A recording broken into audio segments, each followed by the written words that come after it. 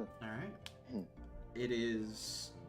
It is Sunday, but it is also a Friday in game, as we just said. We left off our last session after the civilian protection combat training in which your teacher Axel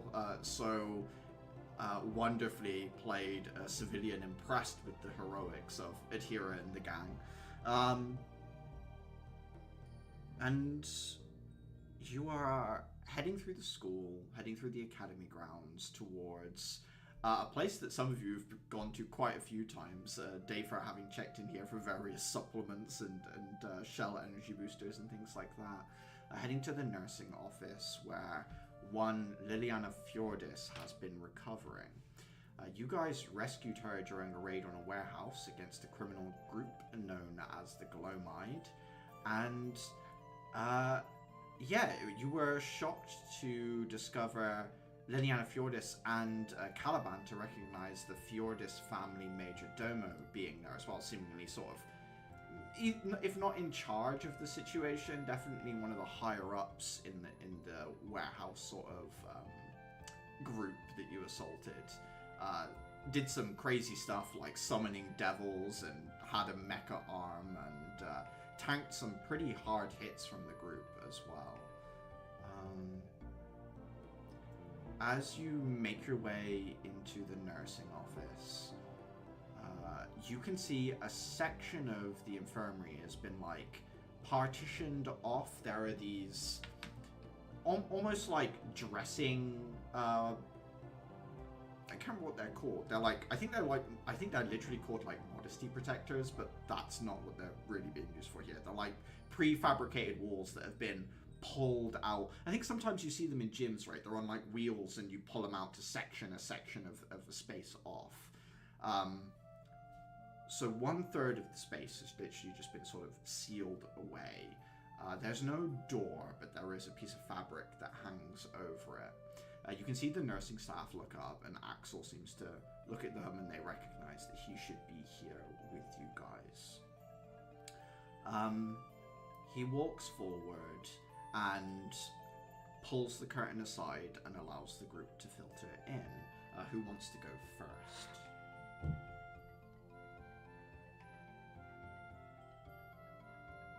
I guess I'll go. Okay. Okay. Atira, you just managed to sneak in front of Clara as you zip inside. You see a comfortable little room has been created in here. Liliana is propped up at present.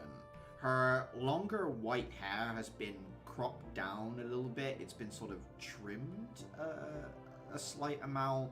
You can still see the mark on her collarbone where that creature, that quick fire shell, had been adhered to her.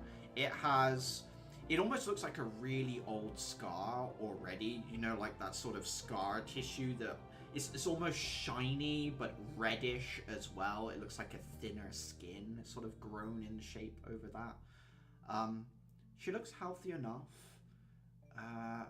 You can see that there are various books next to her. A few newspapers, things like that, are scattered around the room. There's a half-eaten meal to one side. As you walk in, she looks up at you. She looks at you with the eyes of someone who's never seen a person before. She's looking at you for what she thinks is the first time at Atira, despite the fact that, you know, you have engaged in mortal combat with this individual. You've seen what it looks like when she wants to kill you. But there's a softness to her, an air that reminds you of Caliban in a sense. So her posture is correctly sat up. Her demeanor is completely different to the last time you saw her. Is there anything you want to do in that moment, the first moment you see her like this, Atira? She is going to swallow down the idea of another Caliban and sort of do slight finger guns, and she says, "Morning, sunshine. You're finally awake." There's a confused look on her face. She looks at you and says, yes, I'm sorry. It's been a little confusing these last few days. Have we met? Don't worry about it. Once before, but I don't think you would remember. You weren't really there, in a sense. Axel has kind of come into the room behind you, closed the curtain, looks over at Liliana and says, "You spoke with the headmistress, yes?"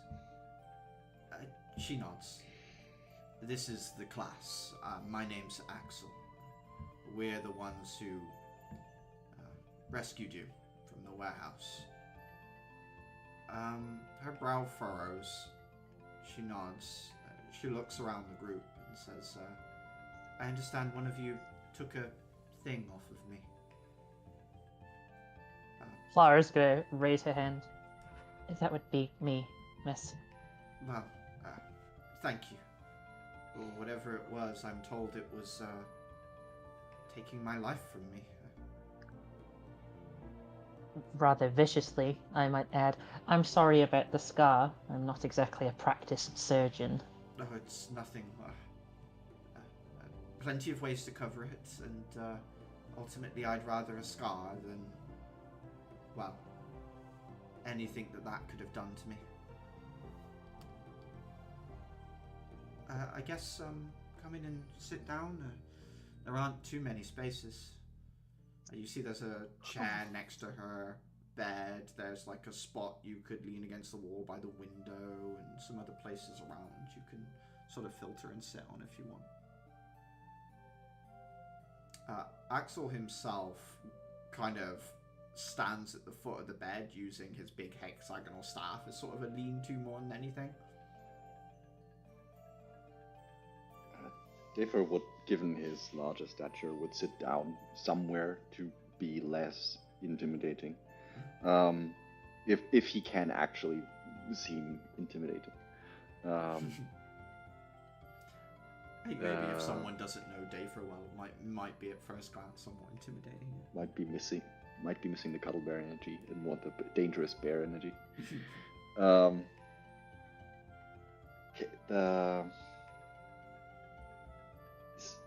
Is there anything you remember?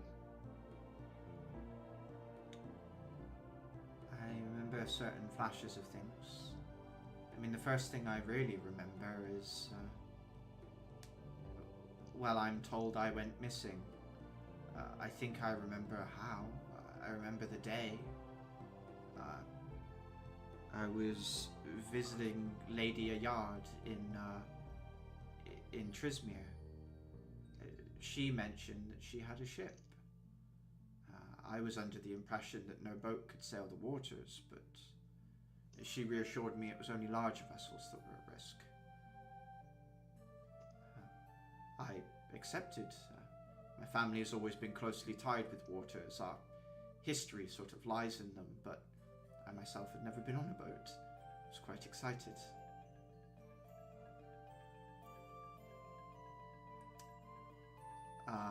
So the boat was provided by this Miss Yard, was it? Ayard. A-Y-A-R-D. Okay. Yes, Lady Ayard is a Trismerian noble. She's sort of in the south of Trismere, close to the Zemessian Wastes, on the border. She has a coastal home. She had a ship, and she recommended going on what she called a quick trip on the ship, but in the morning she was unwell. She couldn't join me, but she assured me that I should still experience the waters. So I went out, just the captain and myself. I'm told it was a small vessel, big enough for a few people. Everything was going lovely. It was a sunny day.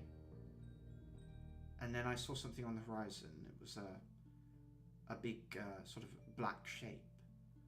The captain said that he thought it might be a Centran dreadnought, so he started to make movements to turn the ship around and head back to the coast, but he had a small, like a little spyglass with him. When he looked at the object in the distance, he swapped to his mother tongue. My Trismerian isn't the best, to be honest, but I understand that he said something about some sort of prophecy. return of some sort of ship. He didn't make good on his promise to return to the coast. He headed towards it. The last thing I really remember on the ship was hearing him say sorry. Next thing I knew, I was in a lot of pain. I woke up somewhere dark and cold. I could hear the captain's voice still, but it was different. He was in pain. I think he was being tortured. Someone was asking him about his sins, asking him what he knew of sins. After that, it really does get blurry. Snippets of things. Faces, maybe? Places, perhaps? Axel's just been sort of letting her ramble. Upon sort of talking about the hazier stuff, he moves kind of closer to her, kneels down so he's more on her level. Says to her, when you think about those things, when you try to remember, does it feel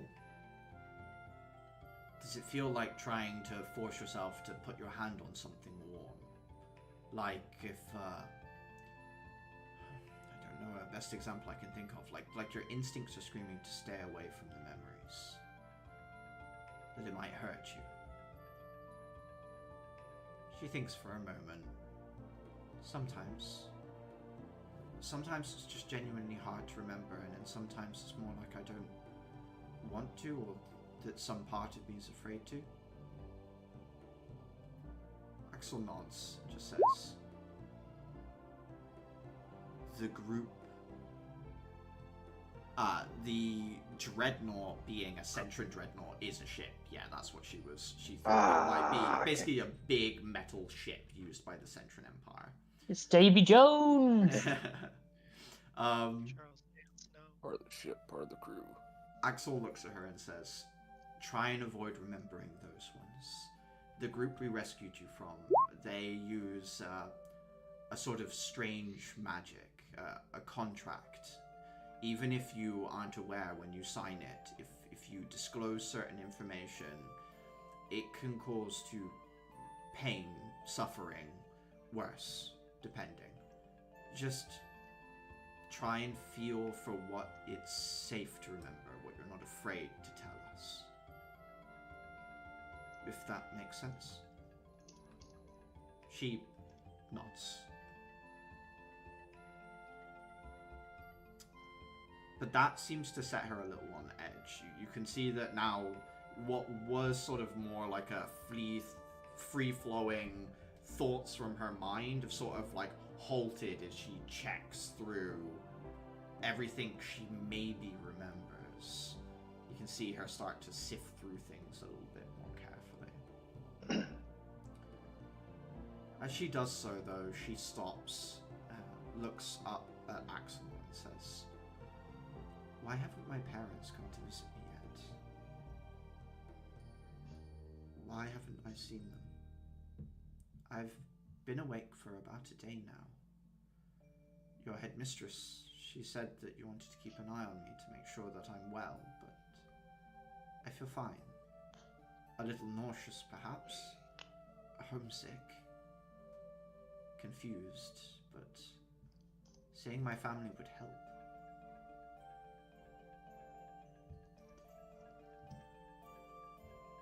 He leans back a little bit, takes a deep breath, looks at the window, and then back to her. We need to make sure that that's safe for you. I know that it might seem impossible, but it's not impossible that your family was somehow involved in your disappearance. All we want to do is make sure that you're safe, and once we're sure, we'll let you home.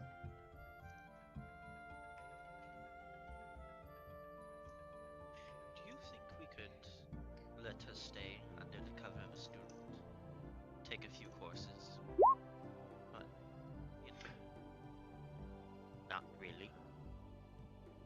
you give me an insight check for that one, Dave, for a few more.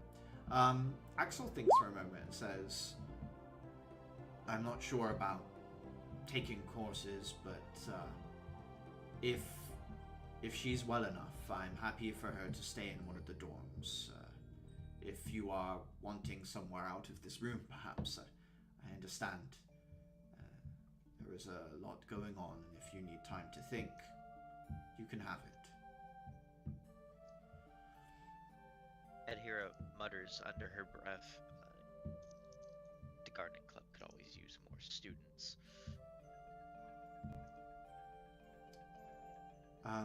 She says, I'd be happy to help garden or whatever needs to be done around here. It sounds like I owe you and your class quite a bit. I won't forget this. Or I hope I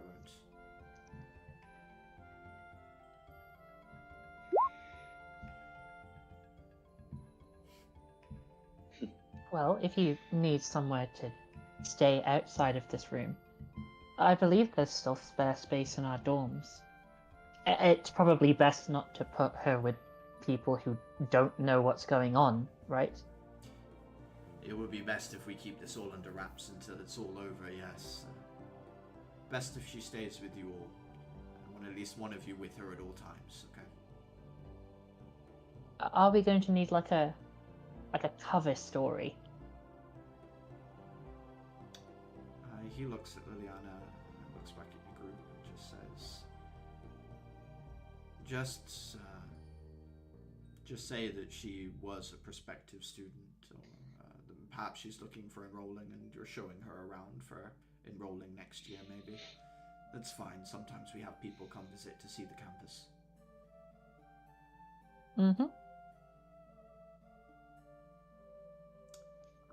He looks at Liliana and says, we'll have changes of clothes and other things brought. In the meantime, try your best to remember what you think is safe, but don't worry about telling us until you're ready. Just focus on sorting things through. I need to speak to my class in private briefly, but after that, I'll leave you in their care. He stands up to his full height, gestures for the group to follow.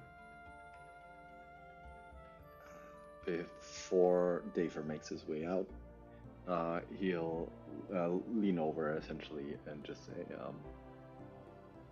and while we're out there, you can have a think on what you might want to have for dinner. I'm cooking either way tonight.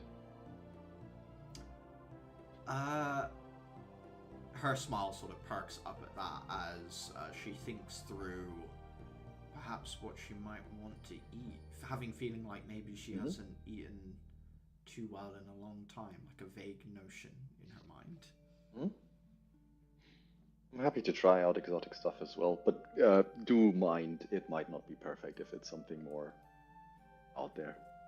Well, I am a little nauseous still, but maybe something new will pique my appetite. I don't know. I'll have a think. All right. Now I can way out. Clara's gonna whisper to Adhira, if she says bread, I'm going to go insane. Adhira chuckles softly. Toast it is.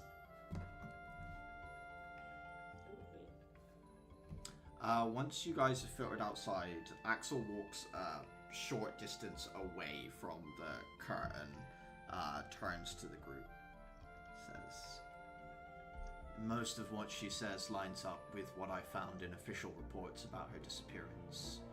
Lady Ayard in the boat, in particular. It would seem that the good lady missed out the fact that she was supposed to go with Liliana that morning. Whether she lied because she thought someone might draw a line from the official story, or whether she was trying to just cover up her involvement, I'm not sure. But everything else seems roughly correct. Nice day, ship missing, captain and her gone. Not that that's much to go off of, but it does seem to line up. What do you know about... A prophecy from the region? Yeah, that's what I was wondering. Giant ship? I have a vague idea of what he might be talking about, but before I go espousing my theories, I'd like to double check some records, but I think I know what he's in reference to. But what he could have seen that led him to believe that that was the case, her description of it, a large shape, a ship at first, but something out to sea. I don't know. Something about it doesn't quite feel right. If we could get more of a description of the shape from her at some point, it would be helpful to me. If you can manage that, I'd be thankful. We'll see where we Wait, I have an idea. your The contract, right, that she signed, does it just forbid you from talking about things? I believe so. They're very specific in a sense. The wording has to be exact. Most of them are forbidden from talking, or, yes, discussing is sometimes the word used. So, if I took her with me to the art club and we painted it... Just look out for that reaction from her. If she seems like she's shying away from it, ask her to stop, but it's worth trying. Is it something about memories coming back that would be bad? It depends on who you ask, I suppose. Sometimes it is better to forget, but only if she is to share something that she has been contracted not to. This is just a hunch. It's just that it wouldn't be the first person that the Glomive have geased before. We need to make sure that she is safe above all else.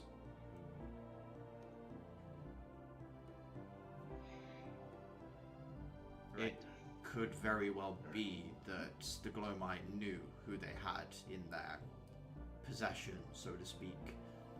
She's valuable. If they knew, and they know she's missing, and they trace it back to here, they will come for her. So, just be aware of that as well. You should all have your weapons on you as much as you can these next few days while you're looking after her.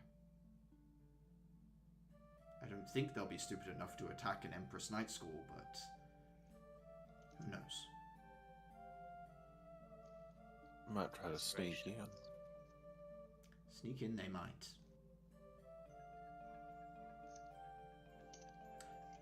Caliban, I just want to thank you. The headmistress got the letter of invitation from the Fjordis family yesterday.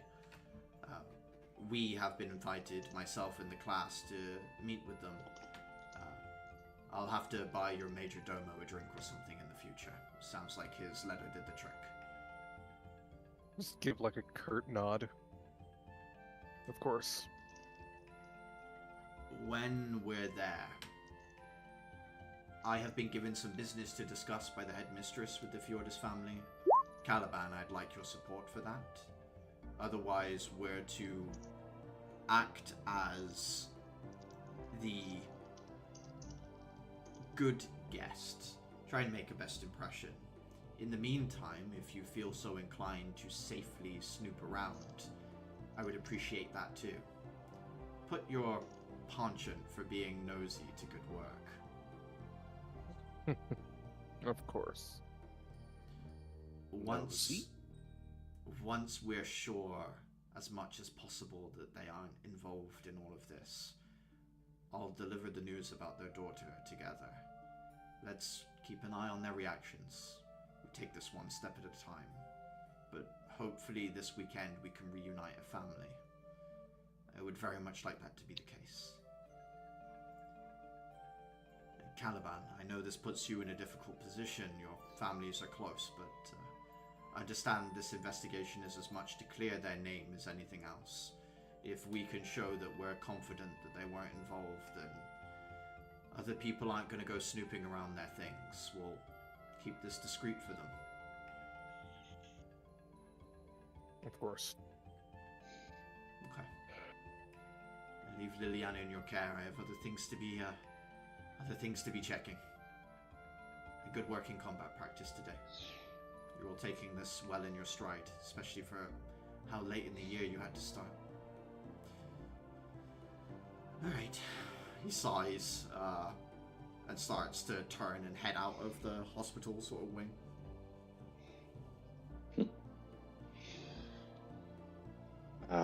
With that over, I turn to Adhira. Our talk with Liliana just reminded me. Don't forget we have a date this weekend. What? Wow, congrats, No, guys. I mean, Or no, I mean, you wanted to come. You wanted to I come, bet she did. No, with- sorry, that's too much. I you take wanted to a come with next rolled up time newspaper we and go start meet. hitting Clara.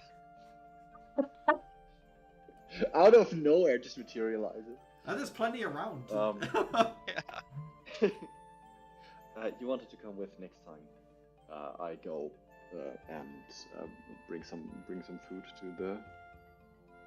the kids. Ah, yes. I'll just have to get with you after I did this therapy. They have kids too. You are walking on thin ice, my pedigree friend. Hey, I don't think my pedigree means anything anymore. Oh. Now. We can't cause any international incidents.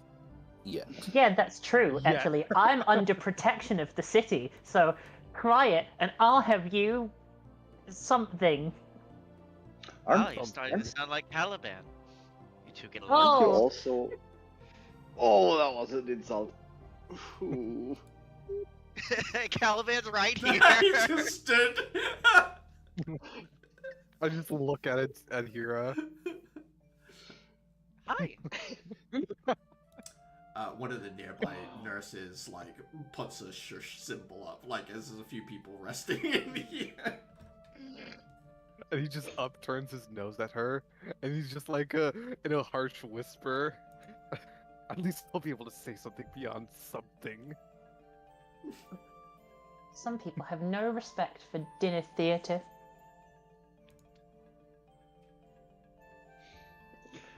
But you're not just protected by the city. I am under the impression that Connor is quite protective of you. Ah, yes. That one will come back. I would argue I've always been more protected by him than the city. The city, she looks around. Let's say unwilling guardians. Well, I mean, all I can say is that the guy takes his job rather seriously. So He takes what's his job more, very seriously. He always has, even with my brother. Sorry, what? Could you repeat? I said he always took his job seriously, even when he was looking after my brother as well. Seems to have a decent head on his shoulders. Yeah. I mean, most of the time. I remember when he was younger, I watched him try to wrestle a moose goose. It didn't go very well. Moose goose. Yeah, do you not have those? Here? No. Can I need to roll something. You said Moose Goose with all the air of Victor Von Doom saying Baboon Von Doom. Give me a nature check. I think she's fucking with me. You have never heard of a Moose Goose before? Sounds like a complete fallacy to you, Caliban. You're making that up. I am not. Can I just ask one thing? What's the plural of Moose Goose? Is it Meese Meese Goose. Thank you so much.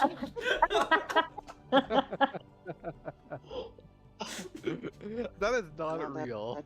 You are just That is- making that up. You are trying. Listen, I hate to tell you this, but I was put in charge of esoteric creatures, and if you look under the creatures tab in the Eldrune wiki, there is a tab for the moose goose. I'm sorry to say Oh. that you made that up, and its canon is the same statement for Clara when it comes to animals.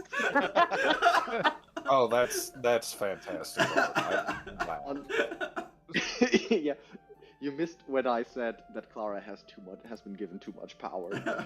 I did bring No, this up before. This is Caliban. This is Caliban saying you made that up. Yeah. I just heard from Clara. You know it's canon. Dayfair is just like tilting his head, and I'm like, nah, I'm with Caliban with this one. Like I've seen moose before. I mean, they come by every now and then. Units that they are. Like, What, Okay, did you so- take my nature check? You've seen a moose. You've seen a goose, presumably. How do they? And he tries to. He's putting like his fingers together. You know. No, not like a moose and a goose. They're kind of like a hybrid, like a chimera. We need to find the wizard responsible for this and kill him.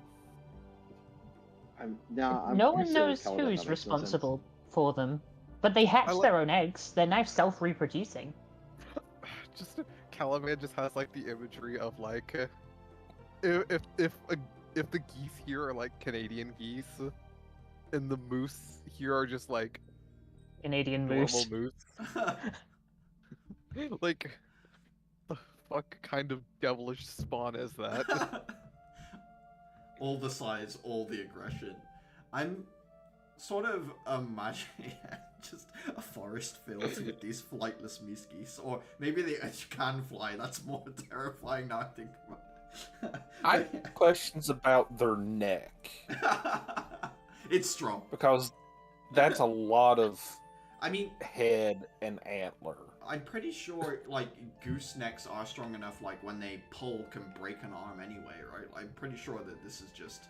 I genuinely think you could add horns to a goose and it wouldn't notice. I've thrown hands with a goose before. That never broke my arm. Okay. Just As you guys discuss the nature and reality that you live in the nurse's office, you do hear the sounds of what you think is like Liliana gathering stuff up in her little room area. There's some motion in there. It doesn't sound like she's fallen over or anything, just like you can hear like the bed creaks, so there's some ruffle of fabric, things like that.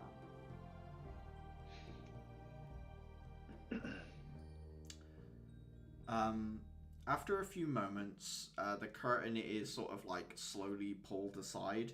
You see one eye peering out from behind it, as if she's like, well, I suppose she is, like, as if she's some sort of secret in a sense.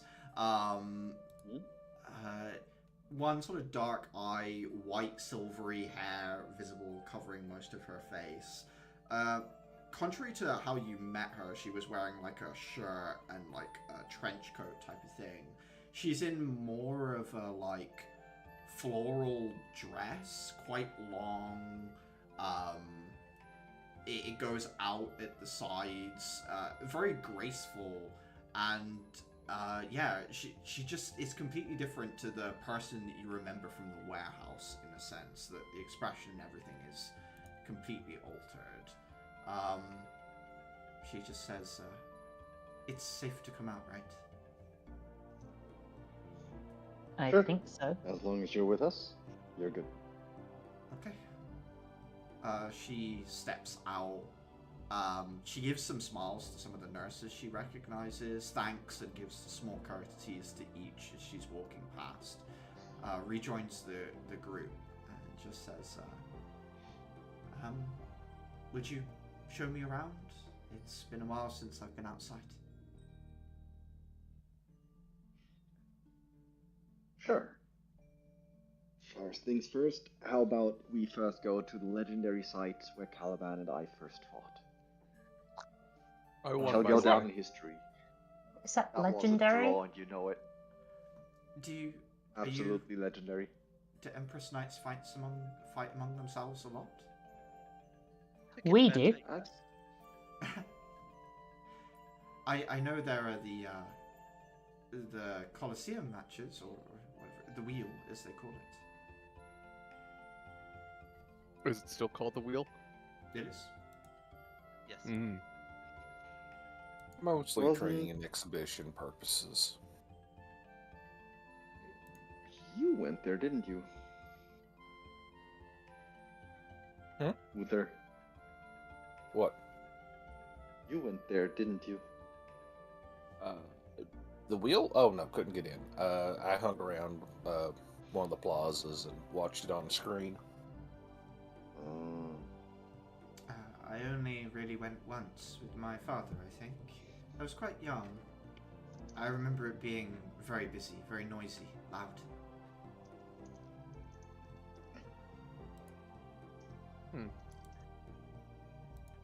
I didn't get to see. Didn't get to have much of a chance to see the city itself yet.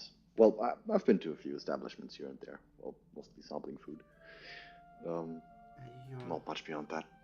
You're from Dudakop, yes? Yeah, It's nice to meet one you. of the more outer villages. Nice Yeah. to meet you as well. I remember people from Dudakop were sort of first filtering into the city when I last knew, but from what I read in the newspaper, it's been some years now. I mean, the timeline for me is somewhat hazy. It was just at one one point suddenly there was like, hey, we have this option of getting our knights trained there, or getting people trained there, and oh, that's an opportunity. So took that. I think it's Same great here. that opportunity is being extended to everyone. We should be able to protect our homes, no matter where we're from. That resonates with Raver, so with like a smile that expresses that, he nods. And is it really true? Are you Caliban? Just sort of snaps toward, like his head like sort of snaps towards her. Excuse me? I remember you, but you were so small. Oh, do tell. What Do you have his tiny baby little baby photos? Caliban? I have no such baby photos, but I remember you can't have been older than 10, perhaps. I must say, I can sort of see the resemblance now, but I don't know. Something about you seems to have changed. I can't put my thumb on it. But anyway, she suddenly remembers herself and gives a small curtsy and says, gracious to meet Caliban von Halik. And he sort of just collects himself and just sort of gives like a respectful bow back. Of course. It seems fitting that a member of the Halik family should rescue myself.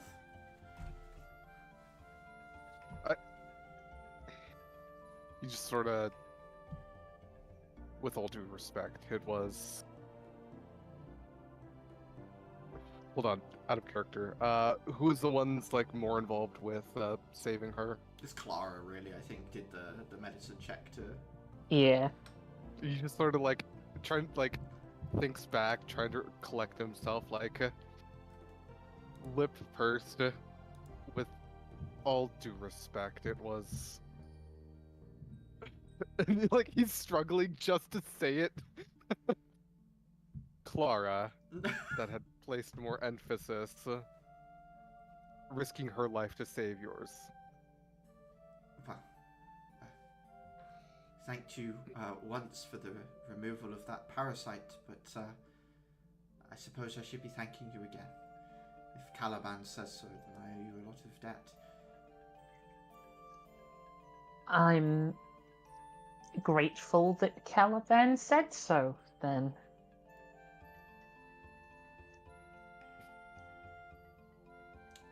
I didn't realize East Academy was quite so large. Everything I heard about it led to me believe it was a a small thing, but your grounds seem quite impressive.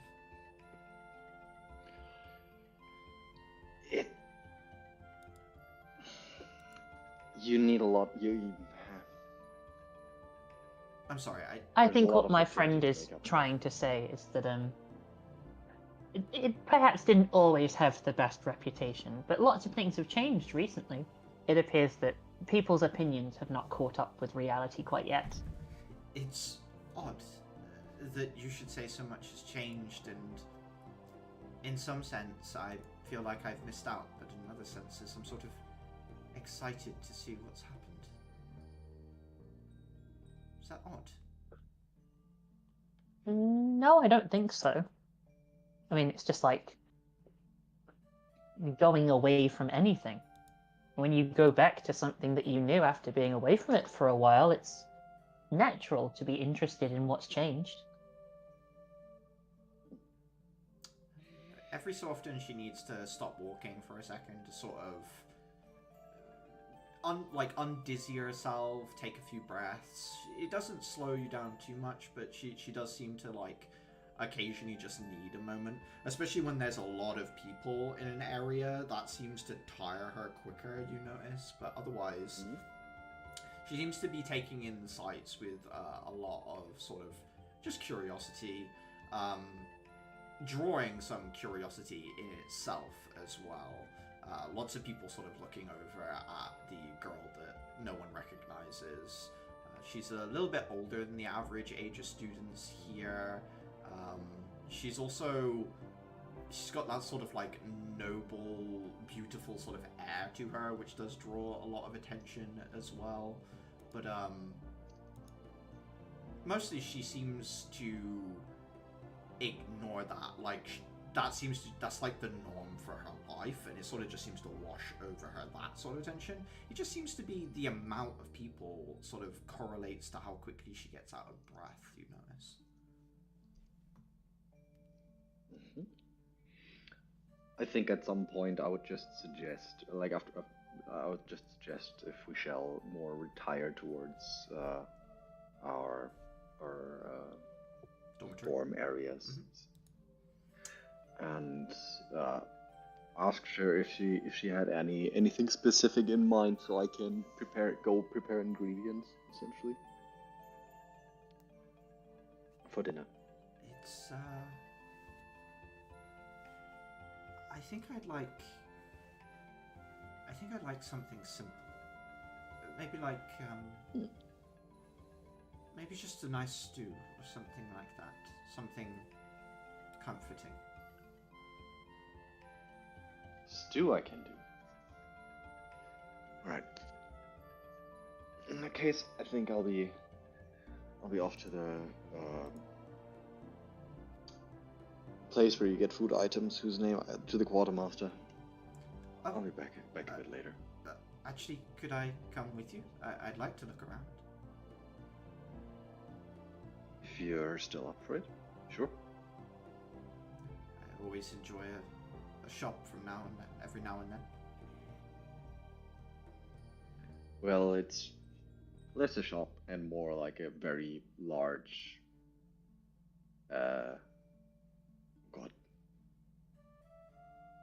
storage tape?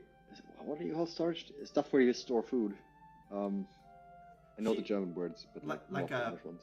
pantry? Storeroom. Pantry, Warehouse. yes. It's more like an overly large pantry. Huh? With a register at the front. I should like to come with you and check it out.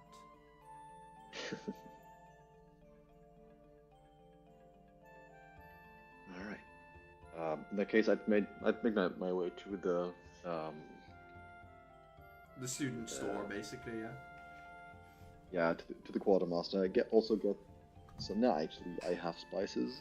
So hey, I'm gonna be experimenting a little bit with some curry spiced stew. Which maybe will work out. She'll look around everything else in there. There are like a few clothing items and things like that in here as well. She'll pick out like a little ribbon thing that she quite likes the look of. She'll take that and she just sort of ties around her wrist in like a big bow thing. Does that look like something you need to pay for? Yes, it would be something we need to pay for. Wouldn't be much, but like a gold piece or something.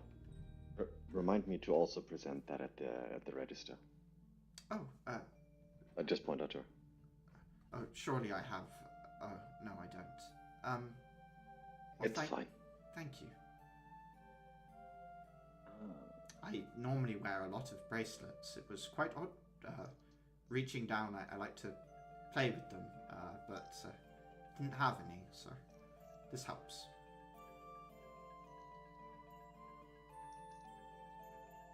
You didn't have any ribbons?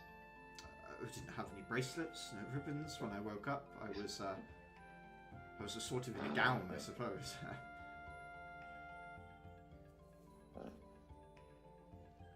It's... No, I think I'm somewhat at a loss for words at the moment. Oh, Yeah, no, for the most part, that is what I... Fine, you don't have to say anything. I'm sort of just speaking, I think. Get the feeling I've got a lot of words stored up in me and I really need to get out. It's for the most part really good to see you be actually all good and well enough to be all let up and about. When we first saw you, I actually didn't think it would take barely a week to get you up. I'm to understand that the nurses did a wonderful job. I was told by the mistress that they had really put in a lot of hours, so I made doubly sure to thank them on the way out. They did indeed. I'd know better than most. Oh god, I've been coming here like on the every other day, it seems. You must get hurt a lot in your training. There's a certain amount of bravery in that I can't really fathom. It's a mixture of bravery and inability to dodge, with more emphasis on the inability to dodge, but in return, endurance to tank that. I am to understand that this dodging comes with practice, as you put it. That is a fair point. I've also seen that lately that if you focus strong enough, then even like at least minor hits can be ignored entirely. My father always father always told me the lesson hard learned is the lesson best learned the best, or something like that. I clearly didn't learn it very well, but he said something like that.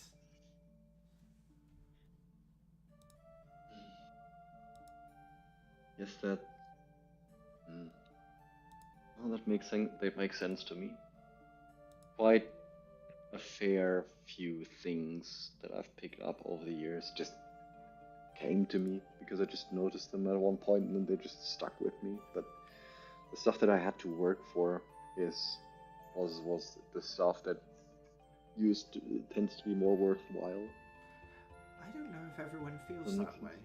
Sometimes I feel like if I'm not good at something, then I can't enjoy it, or that I enjoy something because I'm good at it and therefore I do it more. Does that make sense to you? Yeah, but would it still be enjoyable if it's just effortless?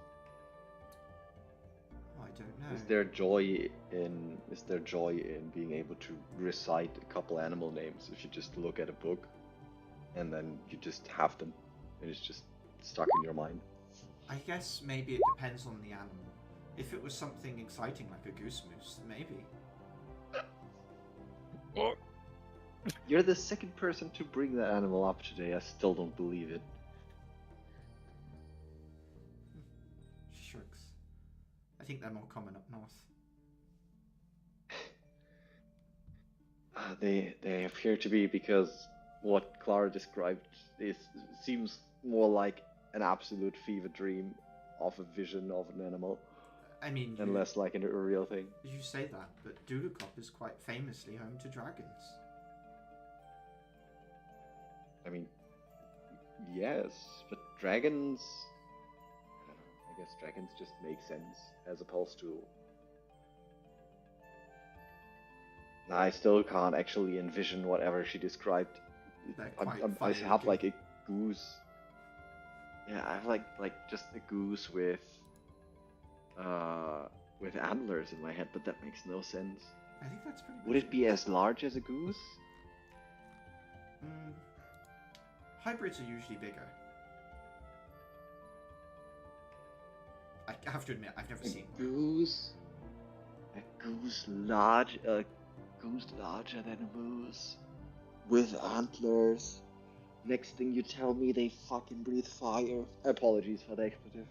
Oh, it's okay. I would be saying the expletive if I also saw something like that, breathing fire.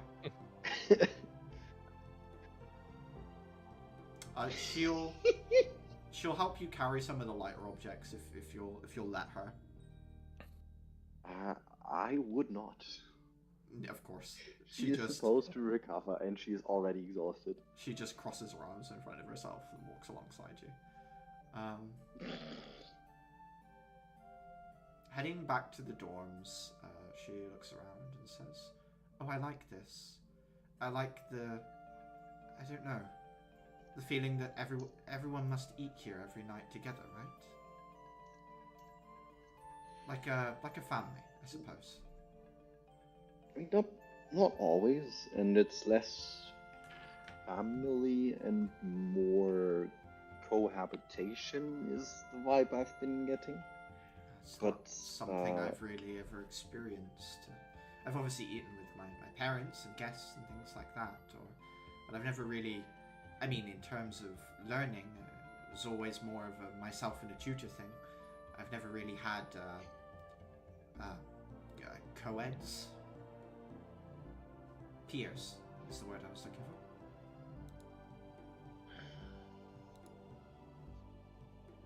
I mean, you'll have a few of those here.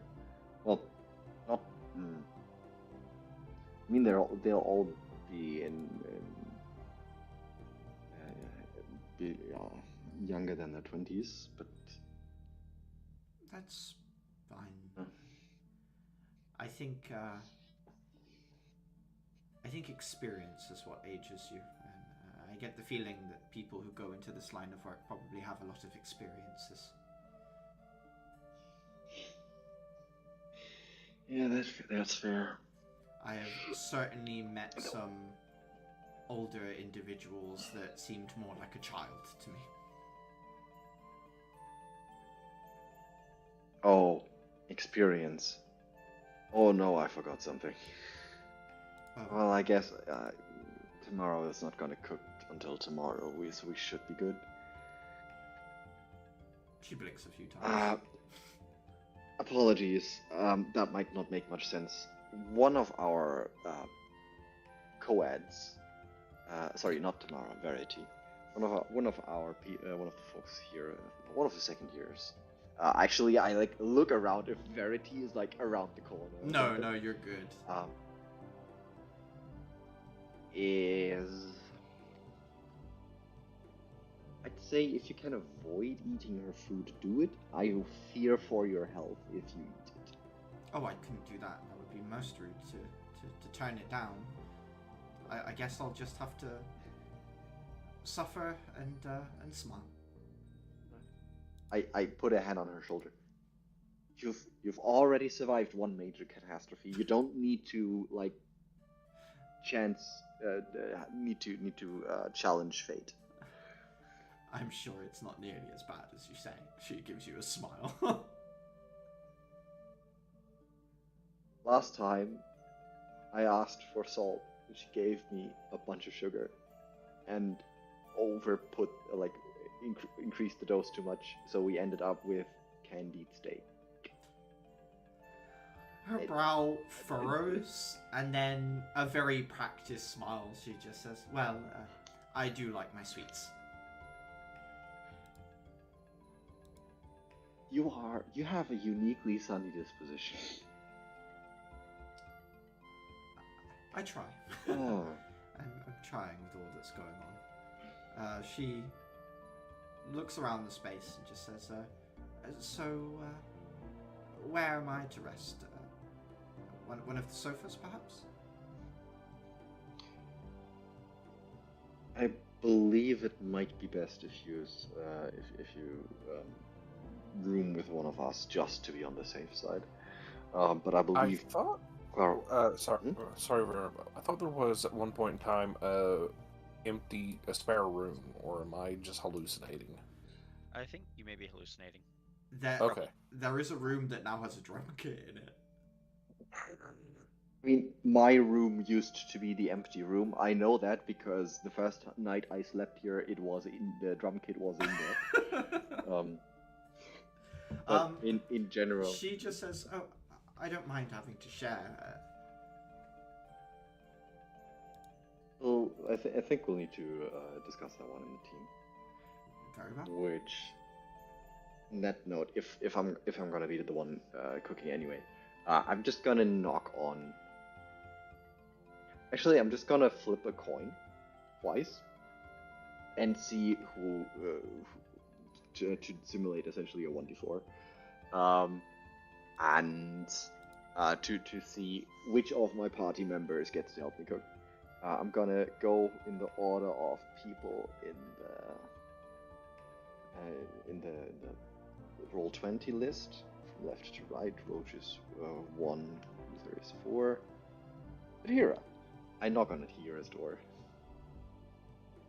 Yes. assuming if I'm she's behind back. you. Perfect. You have been drafted for cooking helping. Here, you can cut this. Like point at like a prepared board with I don't know, onions and garlic. Oh, okay. I have some skills with a knife. Should be easy enough. Perfect. Give me a Dabs the garlic through the cutting board. It gives me a sleight of hand check. Really good at this character. Oh, it's so nice to not be a ranger man.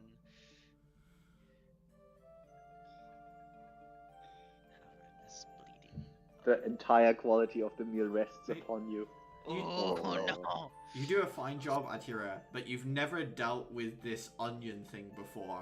And as the fumes waft up, the tears start flowing, and you're very confused. What is this? This cursed An vegetable. onion. Why does it make me cry? That just means you're very sentimental. I am resisting the urge to point a knife at him. Ah, Necromantica. Then I think Atira would like it. Yeah. It's withering and blooming your eyeballs. That took a second. Dave, out of curiosity, are there any mushrooms in this recipe? Sure. I mean, yes. Okay. Just wondering. Liliana looks at you weirdly Oh. and just says, "What is strange? Why, you just like mushrooms?" Think of it as an interest. An interest. I mean, they are interesting, I suppose. There are plenty of interesting mushrooms in Trismere. Foraging in the forest there, you can find all sorts of interesting things. I might want to visit. We've only had mushrooms growing underground. Because where we live, they thrive. You see all kinds, but I'm sure there's plenty more to experience in this world. I've only read of your home. I don't think I could handle the heat. That's why we live underground. Cooler there. Would make sense.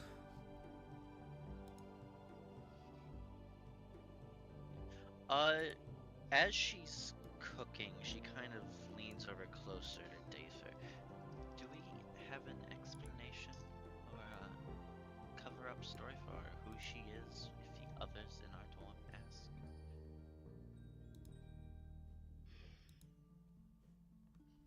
Not yet. We can come up with one. I mean, Uther. Actually,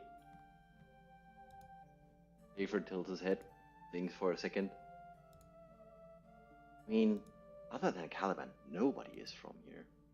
So, we can't sell her as a relative of Clara's. We can't sell her as a relative of Caliban's, and We try and go with something closer to the truth that she is a childhood friend of Caliban's coming to visit him. yeah, Fine. that sounds about one. Yeah, sounds about right. In that case, that should cover up all the noble poise and so on. You guys, well, not you guys, we as a team might want to discuss where our friend will stay at night. I'm not incredibly comfortable with her staying in her own room, just given that her security has priority, and well, we don't know for sure. The girl might want to try anything.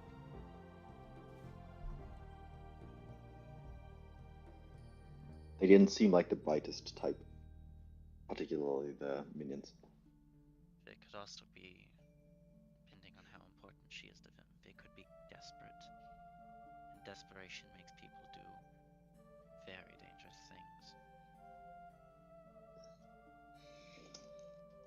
things. Yeah. Ooh, are these board games?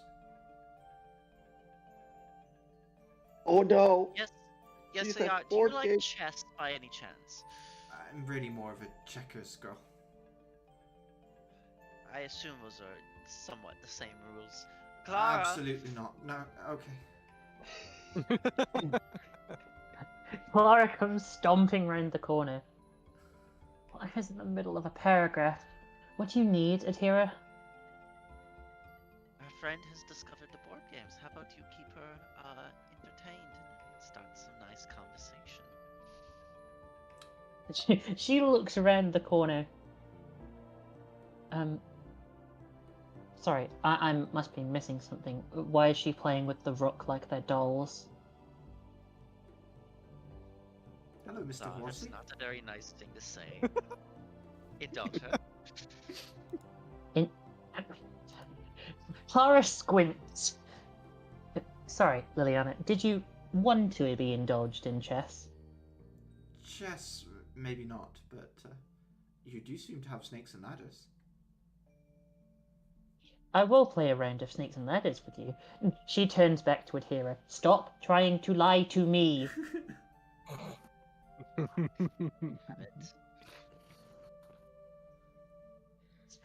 Clara sits down at the table. I also did say board games, not just chess. What do we... Use the horse. What's going on with the stew? Wait, Atira, have you been crying? It's these damned vegetables. She was very upset at the sacrifice our vegetables had to make in order to become food for us. She's just yes. that sentimental of a person. Young Private Onion, we thank you for your service. You look back at the chessboard to see that Liliana has placed the horse, the rook, as her snakes and ladders piece. Okay. Oh, I suppose switching that, I will pick the queen. Aww. I've always wanted to do that. Well, hopefully the fact that I can go forwards and a little bit right will help me up the ladder.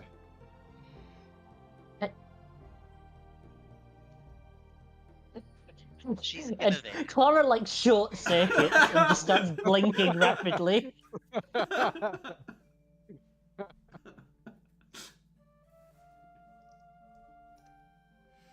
Has anyone decided where you're staying tonight? / every other night? I was told I should stay with someone, but beyond that, like I said, I don't mind sharing. Clara's gonna turn round to David. Hey, you know the spare drum room Does it like have a bed in it? I mean, maybe. I didn't look.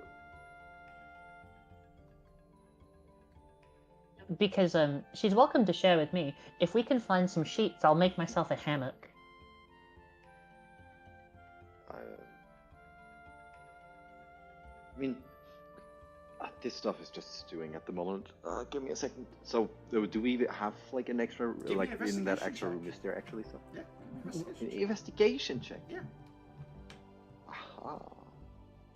Investigation says high number. Yeah, Dafer, heading into that space, you find... Looks like there's like a duvet and sheets. There's no bed in there. There is a mattress. It's sort of like tipped up onto its side. There's also some other bits and pieces in here. It looks like a music box. You can see that there are some various instruments in here, not just a drum kit. There's like a whole band's worth of music instruments tucked into this room in various places. A few different... there's like a calligraphy set in here as well that you can see that's been sort of bundled up nicely and placed on a small desk. Huh. This really is the closet for like at least half the dorm. Actually, checking the closet in that room, there's a stack of 3 sealed and taped over boxes as well.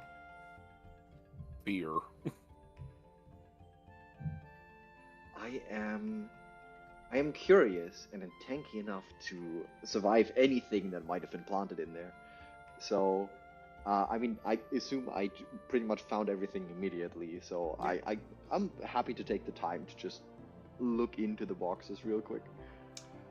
Taking a look at the boxes, there are objects from all over the place in here. Some stuff you recognize as being from Dulukop, some stuff you recognize as being from Empress City, some stuff you think might be from further north. There's some patterns on some of the things in here that match some of the clothes that heroes worn. It looks like almost like souvenirs, mementos maybe from field trips with the other students is sort of like the first thing that your mind comes to as you're looking through the objects.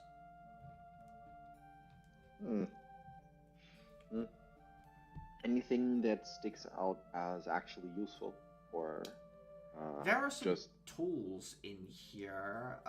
You recognize one thing that is like familiar to you but strangely alien at the same time. There's some rune workers tools in here, but they look completely different from the standard tools that come out of Empress City that you would have in Dulukop and that you've used here in Empress as well. They're like weirdly curved, made out of what looks to be, first of all, hardwood, but with maybe some sort of like stone tip, almost like a dragon class obsidian needle to some of it for like the etching work and stuff like that. You don't recognize where it's from, but they are rune carving tools. okay. They look like they're from before the age of machining, basically. Like someone's handmade these. They're as much a work of art as they are a tool, you would say, looking at it.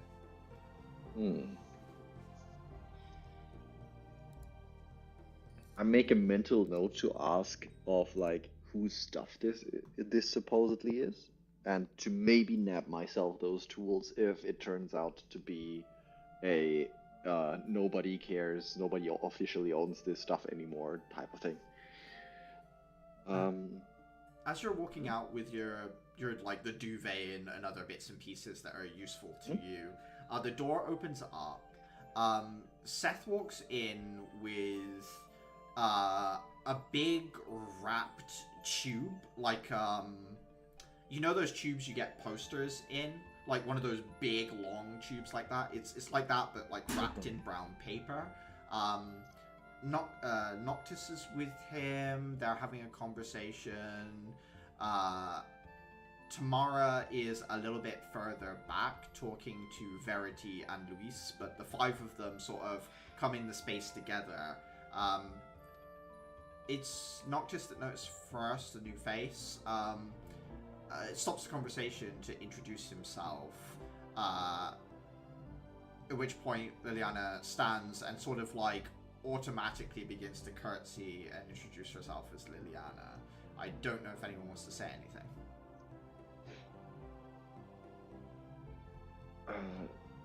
I mean, basically the introduction would be, "Hey guys, this Liliana, childhood acquaintance slash friend of Caliban's that came to visit for a couple days." She blinks and then looks back and then just says, "Yes, I've known him since he was quite small."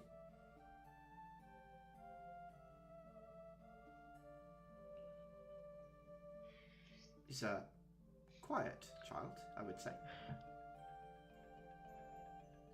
On that note, you have shared surprisingly little incriminating evidence against him so far. Is that something you wish to rectify? To be honest with you, Caliban has always been exemplary of his noble lineage. I can't think of a moment where Caliban has acted discourteous or otherwise.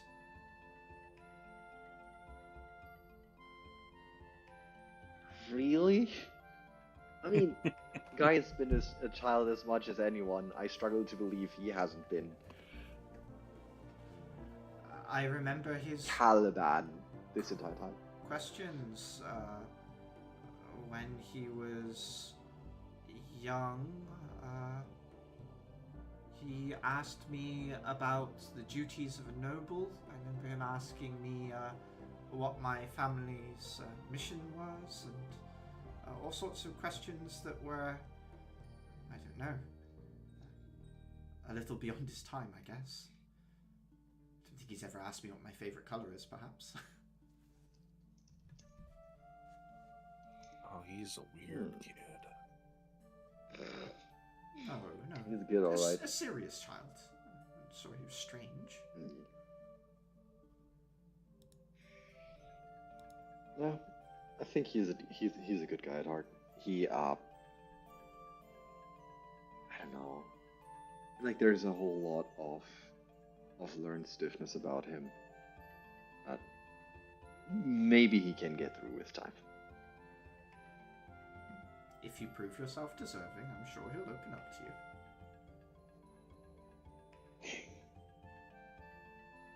I feel like that's a two-way street, but I agree. I suppose all relationships are. Sorry, this conversation's gotten away from us a little. It is wonderful to meet you all. Each of them sort of gives their hellos and says various, small bits and pieces. Some of them start filtering into the room. Tamara sits down to watch the game of Snakes and Ladders.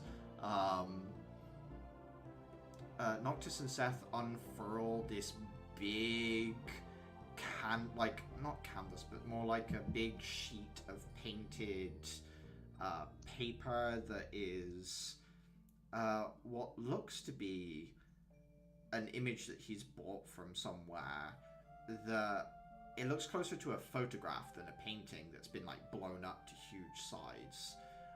It's an image of what looks to be like a coastal city. It's in ruins, with the sea very much having eroded a lot of the cliff that it was built on the side of, and you can see a big portion of the city is washed down. There's still signs of the ruins and stuff down in the rubble. But yeah, you can hear Seth just say, "I think it's incredible to get a shot from this close as well." Where's that? The two of them stop for a second to look over and says, "It's a photo of the old capital of Zemes before it fell. Well, the old capital of Zemes before it fell. This is the photo was taken after it fell."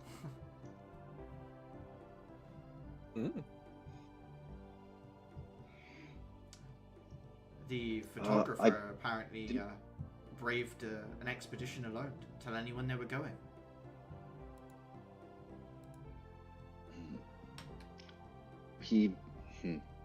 No, we didn't quite have that bit in history classes yet. How did Zemes fall?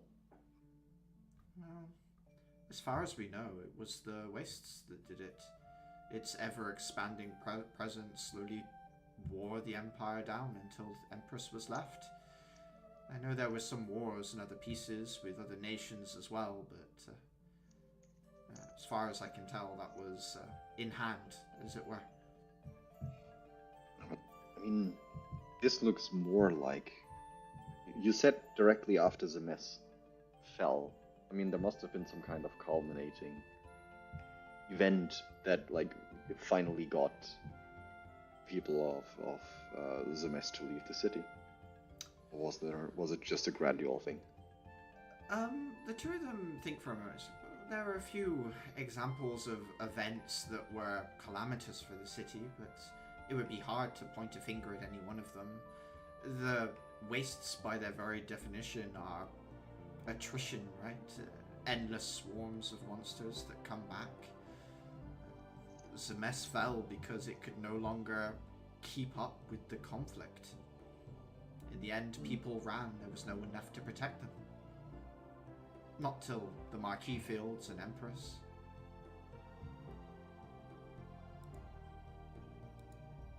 Fair.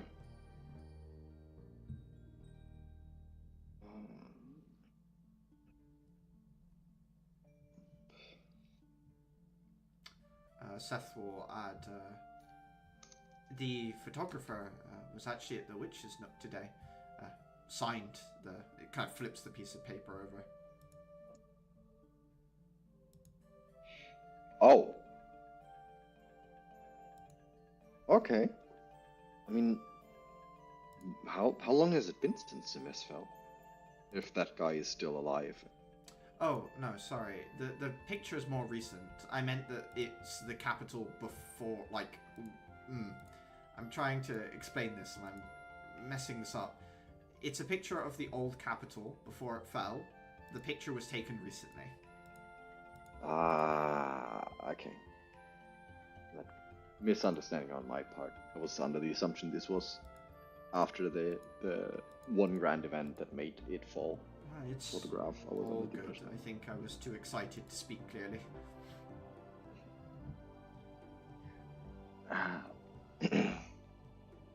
But isn't it some, like, what was he doing there? Isn't it kind of I mean, as impressive as it is, that's lives at risk just to take a photograph.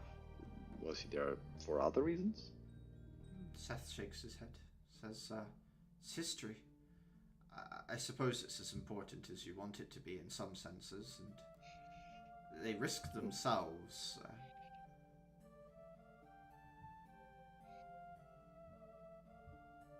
It's a long trek solo. Too long. There have been larger groups that's failed to get even close. Not to mention the Crusades. What his trick was. They didn't say. They said it was dangerous. They said they wouldn't do it again. But I think it was worth it.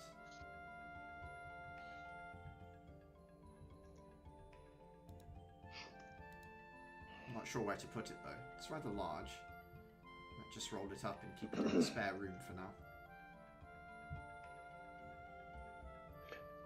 All things on that cannot note, perish.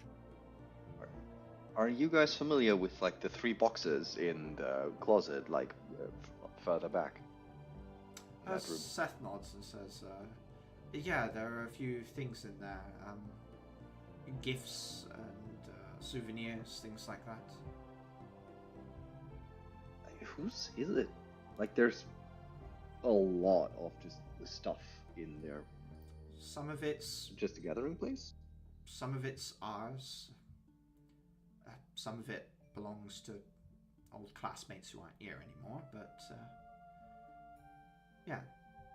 I mean, ultimately, it was stored away because we didn't know what to do with it. I guess none of us could bear to throw it out, but none of us really had a personal use for it either.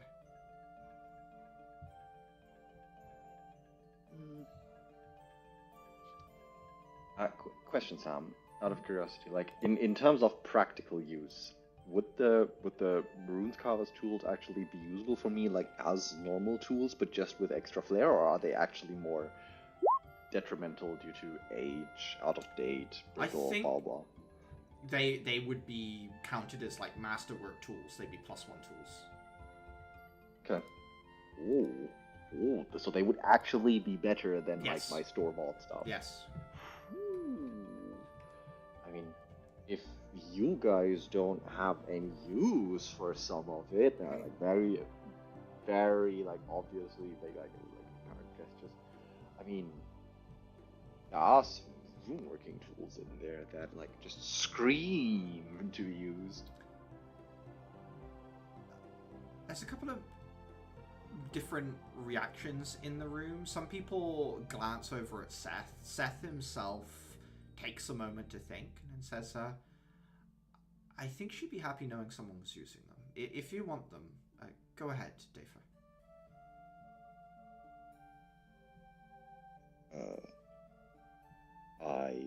Yeah, sure.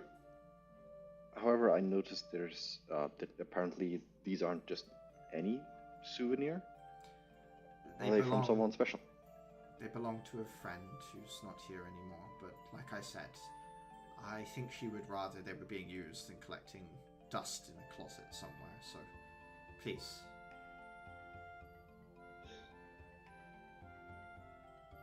In that case, thank you. You're welcome, Dave. And, I mean, I'll take a quick look at the stew. Does it look like it's overcooking? Like it's still, like, It's taking a little bit? bubbling comfortably. I think Adhira's probably got it. After the onions have been defeated, she's okay in the kitchen. Okay. Like, I just want to make sure that that stuff gets perfect. And, while that's still cooking, I guess I'd be grabbing. I'll be going to the room and grabbing the tools. Yep. In the meantime. You can grab them, that's fine. You've got the masterwork. They're actually tools from the Vangi people. So these are Vangi rune carving tools. Vangi masterwork. Rune carving tools. The vibes I'm getting from that is that the Vangi or Vangi? Vangi. The Vangi appear to be have more of a focus on rune carving, if like they have their own style of masterwork tools they are known to be from them. Not too much is known about their customs. They're very much an enemy to Empress and probably the biggest thorn in their side right now. But they very much reject the idea of like mass production and things like that. So it's either the rune carving is very important to the culture, or crafting in general is very important to the culture. So even when they make rune carving tools, they put a lot of love into it. Might be a good way of putting it as well. Okay. Hinder, question. Yes. Would those have any effects with my throwaway runes? Ooh. I'd have to have a think about that one. That might be something to discuss what effect. I think yes, but off the top of my head, what it might be, I can't think of. Understandable. I just wanted to propose That is a since possibility. they were on the table. Yes.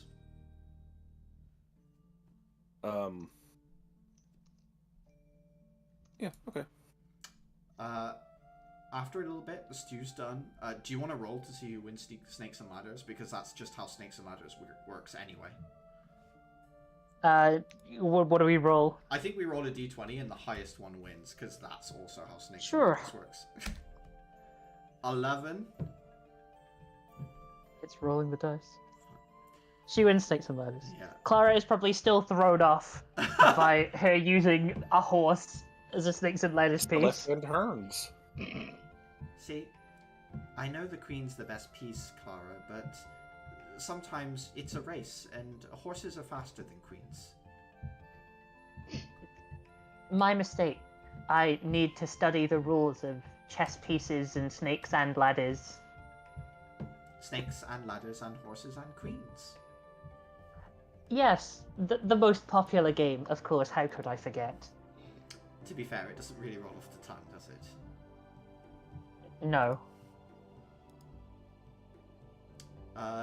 Clara makes a pointed attempt to not put this in her diary of board games. You all sit down and eat. A few of the other students have like gotten food out already. A couple of them ask if they can borrow some stew. Absolutely. And I'd say this counts as part of a short rest. Yeah. And as such, this is a special food. And now a number of creatures equal to 4 plus your proficiency bonus, so six people get 1 more hit dice to regain hit points. Everyone who spends a hit dice gets an extra 1d8 on top. Okay, so if anyone wants to If heal not, up, we have plus 2.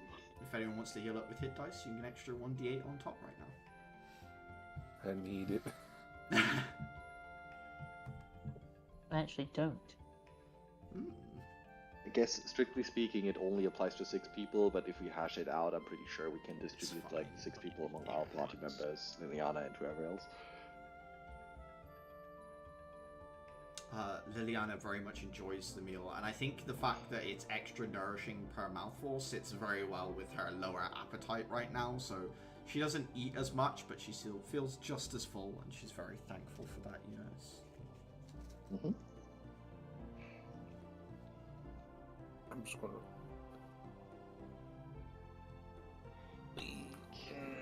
We're all here?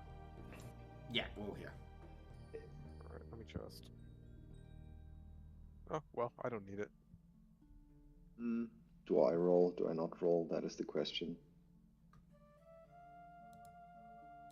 Could just... Okay, I'll roll once. One die. And then I get another 1d8 on top. Ha! That's actually perfect. Nice, exactly to the max. After the meal sort of concludes, you're all sat around. Liliana will turn to, turn to whoever's closest, whoever sat next to her. She's probably sat between Clara and Atira. So she'll turn to you, Clara. She just played the game with you and just say, I understand that you have something to do tomorrow. I was told that I'd sort of be on my own. Oh, what are we doing tomorrow? Fjordis family. I mean, Yes. Yes. We're going to meet some noble family or something or other. It's mostly Axel taking us along with him, I'm pretty sure, but they're expecting us and not necessarily you. You're welcome to stay here in the meantime. I mean, one of the other guys might have something interesting they're doing. There's plenty of clubs on around school. Maybe you could go visit. She looks around Liliana to Atira. Maybe your gardening friend while we're not here, and then we can come pick her up later. That sounds wonderful. who's all going to the Fjordis family? It's Clara. All of us. It's all of us. Oh. Yeah. Okay. I thought. Yeah. My mind. I'm not fast today. I don't know why. She's nods and says, I'm sure I'll find a book or a trowel or something to keep my mind busy.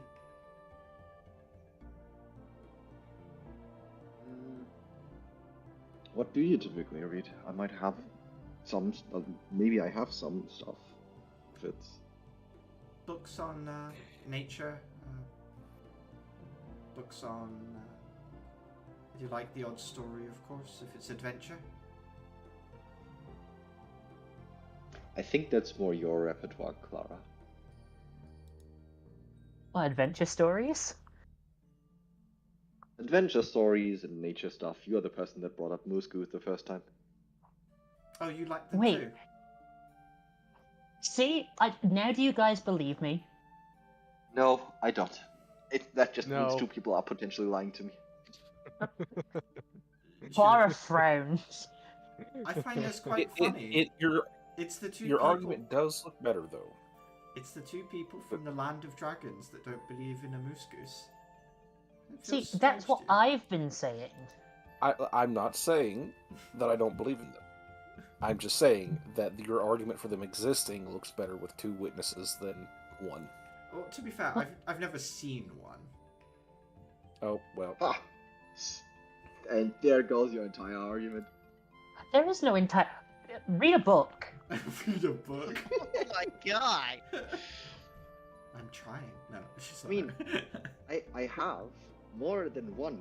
It just so happens that at least half of them are about runic history.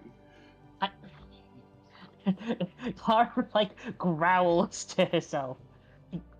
You should consider yourself very lucky that we're not allowed the better spell crystals. Otherwise, I'd summon one right here, right now.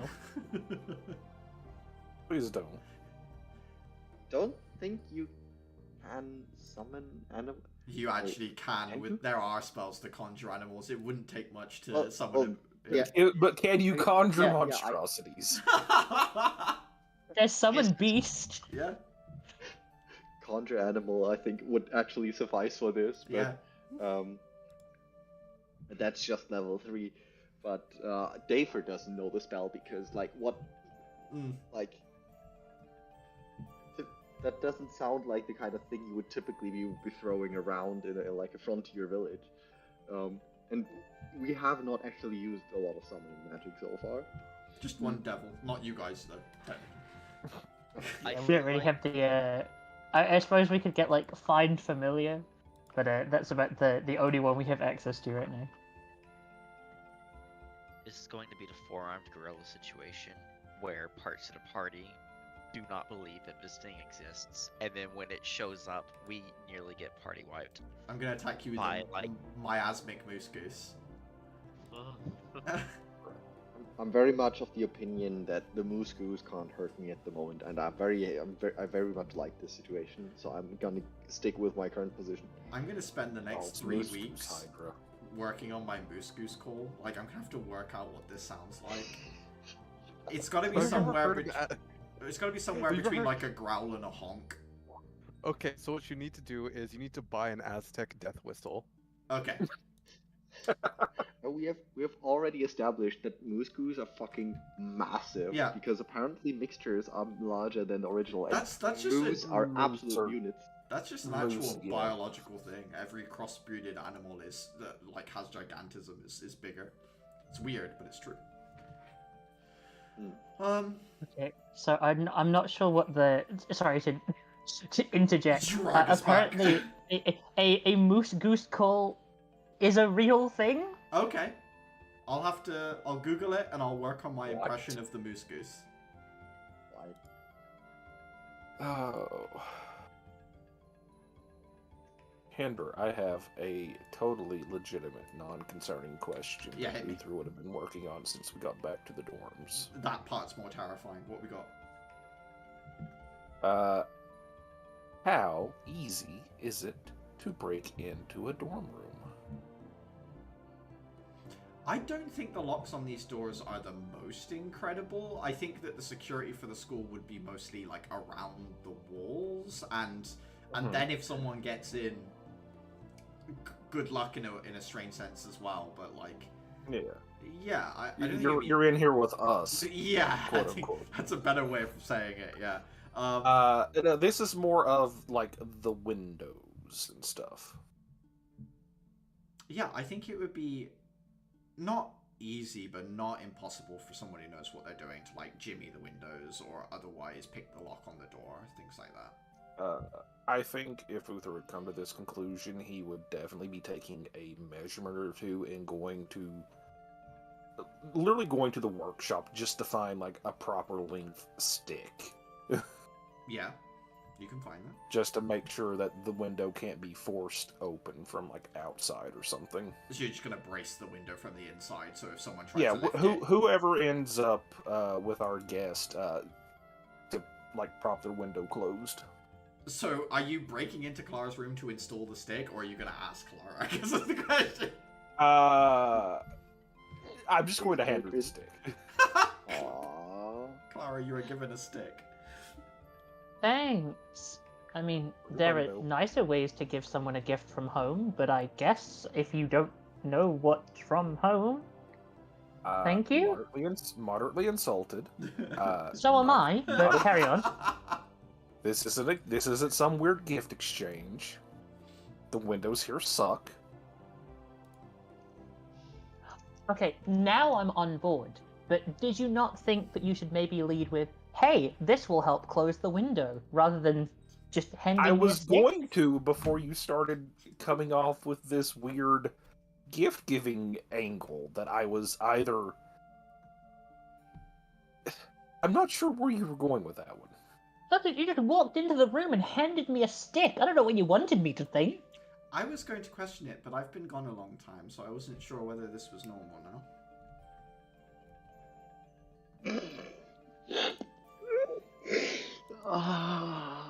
Anyway, that'll help the window not be open from outside. Can't help anything about the glass. I didn't want to test breaking a window. I have a feeling I would get yelled at. Can you do me a favor and put it in? I'm usually used to getting out of something rather than stopping things coming in. Yeah, fine. This is simple. Come, watch. You don't want Uther to stick around? Liliana gives you the politest laugh you've ever received.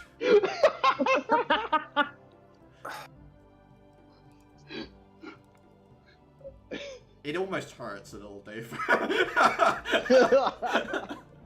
Rough. Encourage him. I'm trying to get him to acclimate to modern society.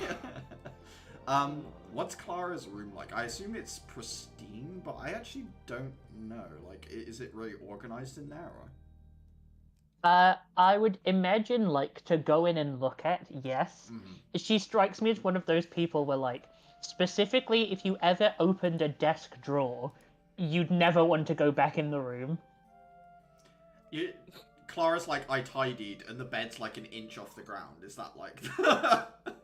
Everything's just under the bed. Don't open the closet door. Like, most things are fine, but, like, her collection of, like, notes and things, just don't open the desk, and you'll be okay. But yeah, I mean, Uther, you know plenty about this. It's easier for you to set up something to stop the window being jimmied. Yeah. I would probably put it in, like, more on the side. Doesn't, like, stick out, quote unquote. Gotcha. So it's hidden, so if someone tries, there'll be a noise, basically. Yeah. Just in from the top. Push it in. You're good to go. And then... It's stupid, but it works. Looking at it, Uther, the glass is actually pretty thick. Like, the actual... Like, if someone wanted to break through it, it would take quite a bit of force. That's going to make enough noise to wake someone up. You're happy with that? I wouldn't even be having these concerns, but after our last encounter and the several stab wounds I have, covering bases. Oh, good. Oh, on that note, Clara? Me? I basically just throw the duvet and stuff, and you hear the sheets and so on you're asking for. Oh, thank you. She, like, ties the sheet to, like, parts of the window, like, the top of the door, and she basically just, like, makes herself a little climbing hole. Like, it's cool, I'll sleep up here. I'd like to ask Sam. Yeah. Are the sheets that they have here more sturdy than your average run-of-the-mill sheets? Yeah, I think they're fine. They're high enough quality. With Okay. enough tension, it will hold Clara. Okay. I think Dafer just thinks that everything's made of paper, because Dafer's so big that if he made a homemade, like, hammock, it would, like, the metal would be the breaking point, I think. I'm not that heavy! No, but, like, if you were to use, like, a rod or something, it would bend, so... This is less of a you being heavy and more of a the world is fragile, everything breaks around you moment, I think. Exactly. But also, Clara is tiny. Clara's so. tiny, yeah. Mm, Um, yeah. everyone happy to off to bed this evening, or is there anything someone wants to do in the evening before Saturday morning rolls round? I'm happy. I believe Yeah, I'm good. I would be spending some, like, knowing that Liliana is being cared for, I'd be spending some of the evening time in the workshop tinkering around with the entire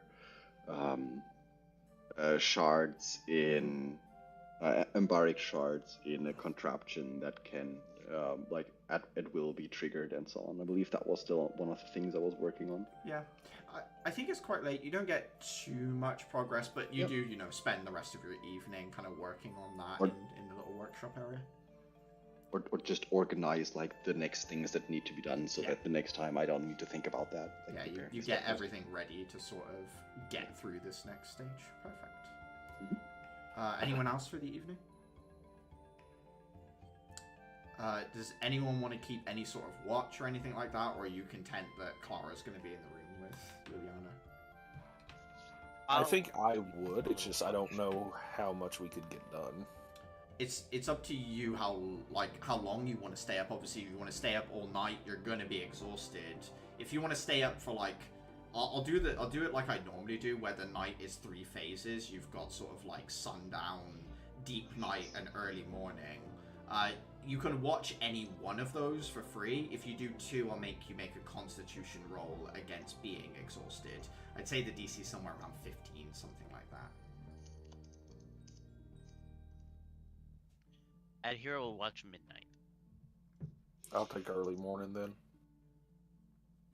And then you'll just leave the like sundown time to. That's when Clara and Liliana will be like half awake, half asleep anyway. Yeah. Sort of falling asleep. Okay. Clara, will you give me a perception check, please? I certainly can.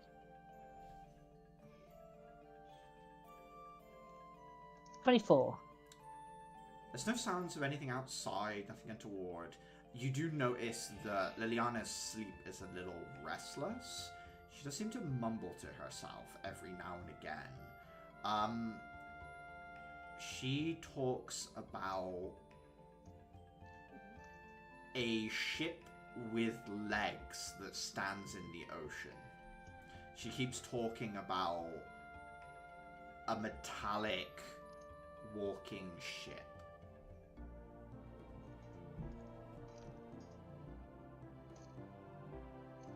Okay. As she's I asleep. make a mental note to ask about that when I see Axel. Mm-hmm. Other than that, you get to sleep fine. Adhira, do you want to give me a perception check?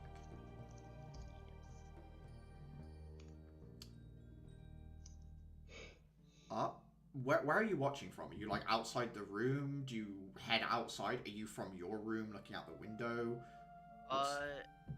Probably slipped outside of her window and has found somewhere that she can tuck herself away without being seen. You see 2 things.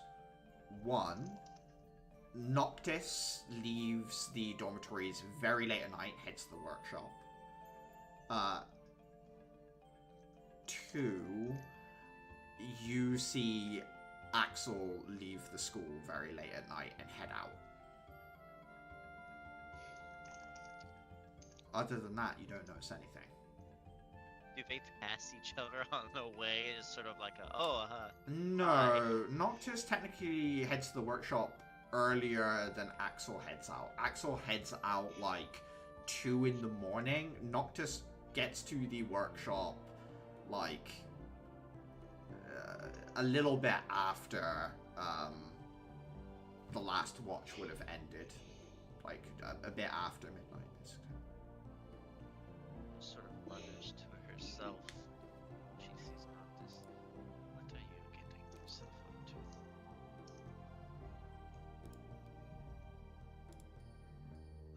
We've always known that Axel goes out late at night. Yes. You know, when you're a werewolf, you gotta run around. A lot of energy. We're not sure he's a werewolf though. Oh. But yeah, nothing else seems to catch your attention on your watch, Atira. I slip back in. As I sort of step out into a hall and knock on Uther's door before going back to my own. Yeah, a soft knock on the door, Uther, that sort of tells you her watch has ended. Alrighty then. I'll get my stuff together. Give me a perception check. I assume you're also watching from outside. Sorry, Uther, I wasn't sure. Yeah, I would probably do like the occasional like quick sweep of inside, but like just like go in, out a window, back, just loop around every now and then. Okay. You want to give me a stealth check as well for the moving around?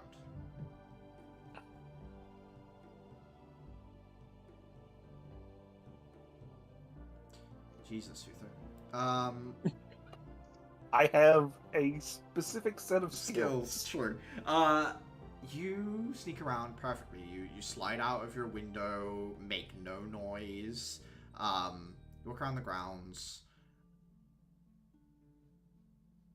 There are a couple of times where you think you see movement, but when you kind of get over to the area, you don't see any tracks or anything like that. You're not sure. Maybe it was like Noctis heading back from the workshop or something like that. The one thing that stands out to you as odd during your watch is at one point you see Liliana awake, stood at Clara's window, sort of looking out and up at the marquee dome above.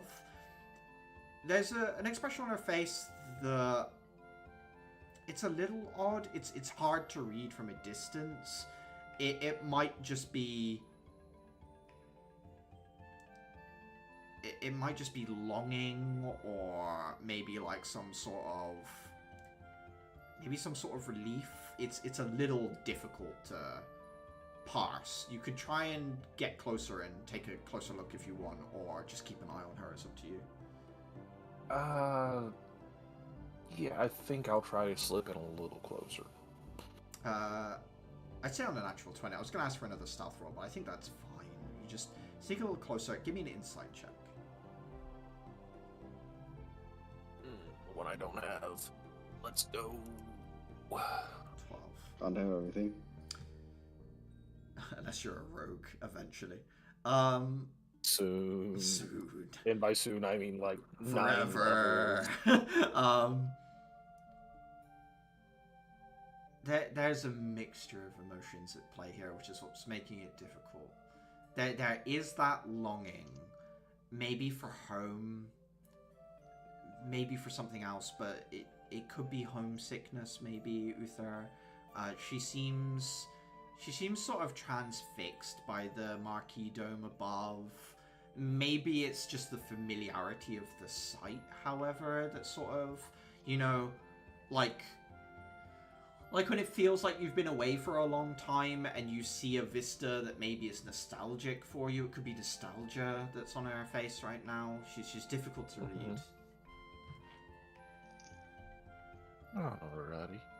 But eventually she doesn't stay there for like, I don't know how I would describe, like a weird amount of time. She just does seem to wake up at one point, take a look up at the sky for a while, and then head back to... She's not like staring. No, like, she's not like staring vacant into the distance. Yeah, you got it. There's no like weird like expression on her face or anything like that. It's just a lot of emotion sort of at play.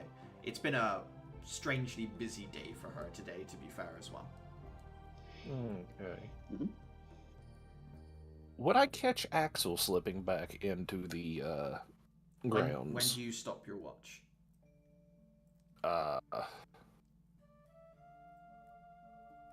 I mean, I assume I just stay on until I can start seeing the school, quote-unquote, waking up. You see Axel come in the gates about 7 a.m.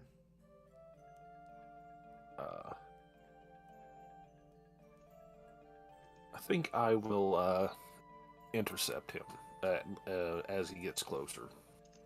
Axel sees you walking closer, I assume, because you are not hiding yourself or anything. You say intercept. Yeah, cool. Sees you walking closer, spots you and says, almost seeming to instinctively understand, she says, "Watch, all well." I might have seen something, but I can't prove it. You want to show me where? Sure. And yeah, I'll walk him through that. I'll mention that our guest woke up in the night and was kind of She seemed okay. contemplating. The Glomite have a history of messing with people's minds. It's interfered with a few investigations. Well, I don't think she's going to just snap into a pre-existing program and stab one of us, but She's young. She's been through a lot, is what you're trying to yeah. say. Staring into the sky. I think she was more homesick than anything, but... For her, yesterday she was in Trismia. I'm not sure how long she was supposed to be staying with the Trismerian nobles there, but I think it was sometime. A lot of missing time. He nods. He holds out a crystal for you to put your hand on. I'll touch it. He casts a runically modified version of Detect Magic, which instead of, you know, like when you're using a UV light and it shows up like blood and stuff like that, the crystal shines with a light that reveals where magic has been used. Passes it over the area you're investigating. You can see that there is the remains of a teleportation spell that was cast on the grounds there. Takes a quick look at it and says, short range.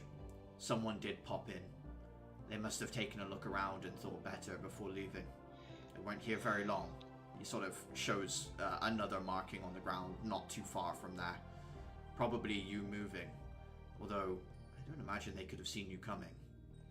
Maybe they had some other way of detecting you. Either way, it looks like you scared them off, Uther. Boy. Okay, glad we decided to do that. Makes me not feel crazy. Okay. If we can get her home, she'll be safer. Hopefully by the end of today, we'll have her somewhere very protected. And if not, well, we've proven that we can ward them off. There are extra measures I can take to stop things like this. I should have taken them anyway, but I didn't think they'd be quite this brazen. Well, that we took their bargaining piece, I guess. It's odd. If they knew they had something worth keeping, why take it to the front lines like that? Or maybe the Major Domo that Caliban saw thought there was no safer place than with him. Either way, it's worked out for us.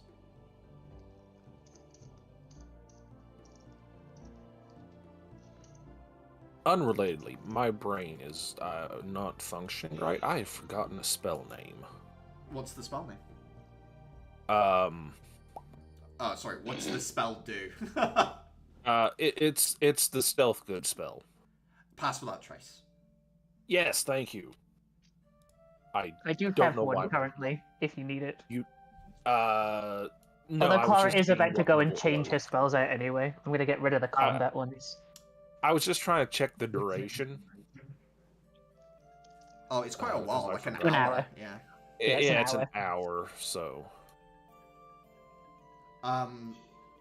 Axel will look at you and just say, we'll be leaving the school at midday. You guys have the morning to prepare. We need to be there by 1, but that's plenty of time to get to the Lake District. You want me to let the others know so you can take care of whatever it is you do after your all-nighters? You be doing me a favor. Go pass out somewhere, and I'll head back to the dorms. You see him head back into the main office building.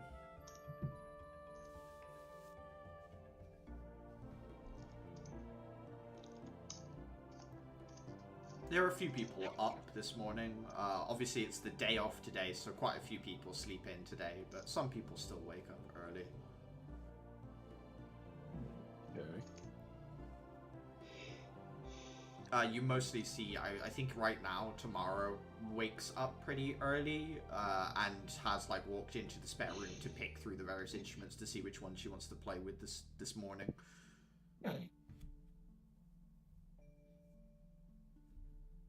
So she ends up pulling out a fiddle, I think. Fiddling with a fiddle.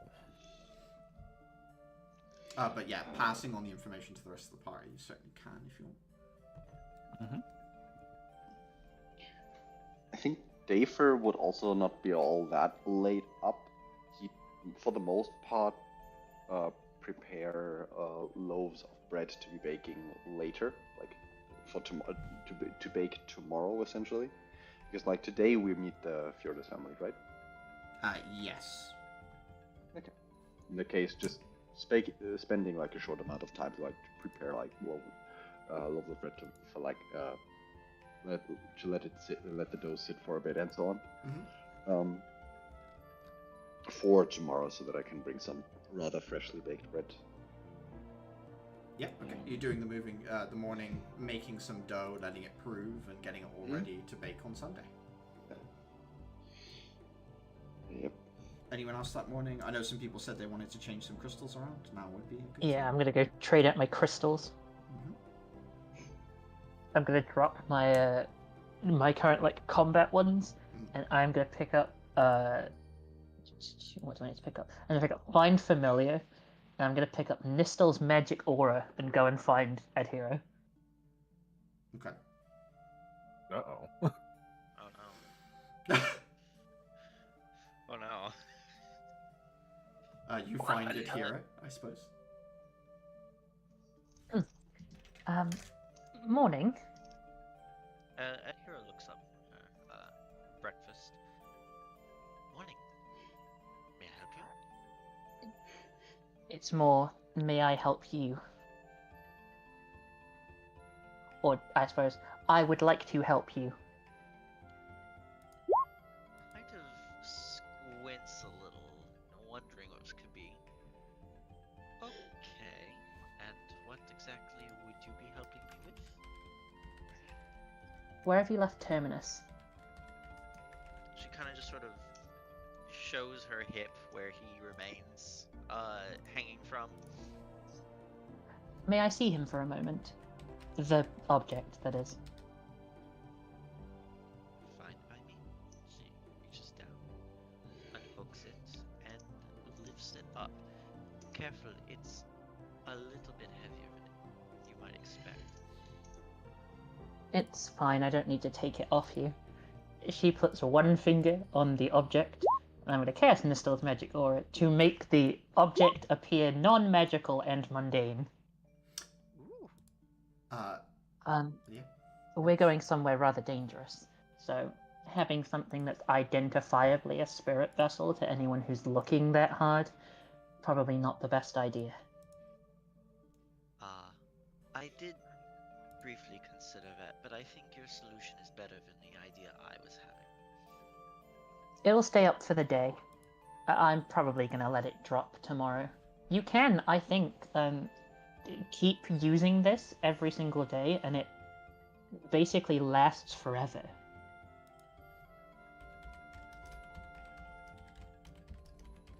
Interesting.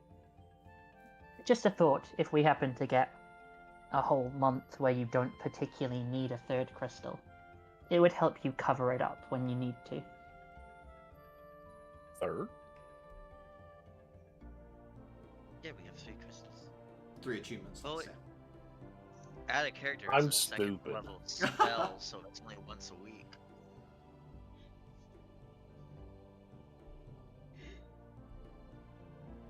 I'm sure you'll figure something out. Yeah. But thank you. I appreciate it. I'm sure he appreciates it too. Yeah, you're welcome. I just thought, without thinking I needed to blow stuff up with chromatic orbs today, I figured that I could use some of my spare, well, crystals to do something a little bit more useful. You're always Okay, thinking ahead. that's what that is. Sorry, I didn't catch that. You're always thinking ahead. It's nice. And it doesn't do anyone any good to think behind. True. Alright. He is disguised as just a regular lamp now.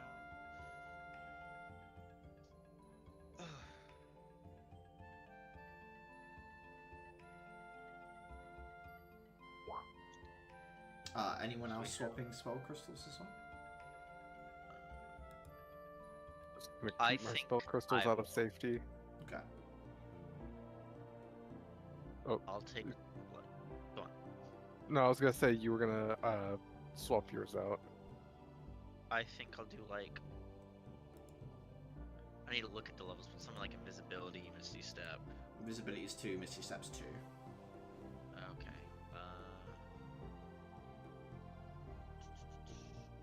I'll just replace Tasha's caustic room Okay. with invisibility.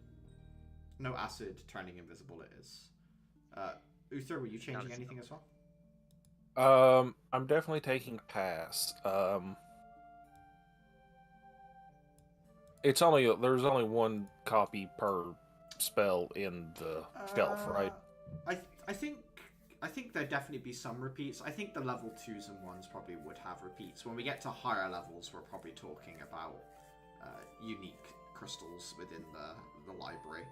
Unless, of course, Tracking people... someone down through the school to find out who's had the same 4th level spell for 6 weeks. Yeah, I mean, can you remember that at school where you're like, I really want to check this out from the library, but someone seems to have had that one book for like forever. Comes in, brings it back for like the second it takes to Retake it, renew it, yeah. and then leaves. Yeah. Someone in this school has had the fireball spell for the last like 2 months, I'm sure of it.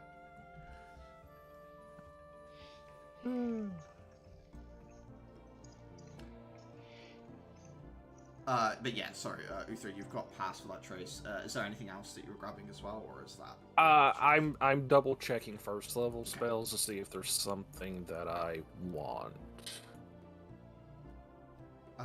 Is everyone dressing up for this? I don't know. Like, does Caliban come out of his room this morning in like wizard robes? Like, I don't actually know. Like, what's the Do we need to understand the Fjordis like family dress code or something, or the guest? I think for me, I'm interested in what Caliban will wear because I think that informs what noble like. I guess if you tell me something is, yeah, you tell me what is it nobles wear something like this, or is Caliban shirking that a little bit and wearing like his more standard student garb? There's a flash in like Caliban's eyes of thinking like they don't know how nobles dress, so I could dress however I want and they'll just eat it up. Caliban comes out dressed like Santa Claus, just like this is how we dress. But then he realizes, oh wait, hold on, this is for an investigation. I can't I can't get away with it as much as I want to. Yeah, you meet some other also nobles, so... I think I would have a problem. I don't think Adhira quite cares, but I don't know if my outfit is appropriate, showing off a whole bunch of midriff and just being a bit more like street clothes. It's up to you. You wear what you want to wear. I'm just asking, I guess, in a general. You're absolutely right. Adhira does not care. Hmm. She looks good in it. Yeah. I can let a noble dictate how I dress. I mean, for the most part, for Daver, it's less of a, oh, what do I wear, and more like a, I mean, got my normal clothes, and I got like 2 more sets of my normal clothes. I was about to say, so... I'm imagining Dafer with the Batman wardrobe where it's all the same thing. I mean, it's utilitarian. Mhm. It works. Yeah.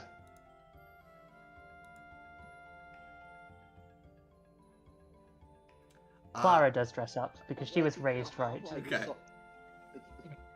not like you have like fuck tons of money for like fancy clothes. Or like having 50 sets of them.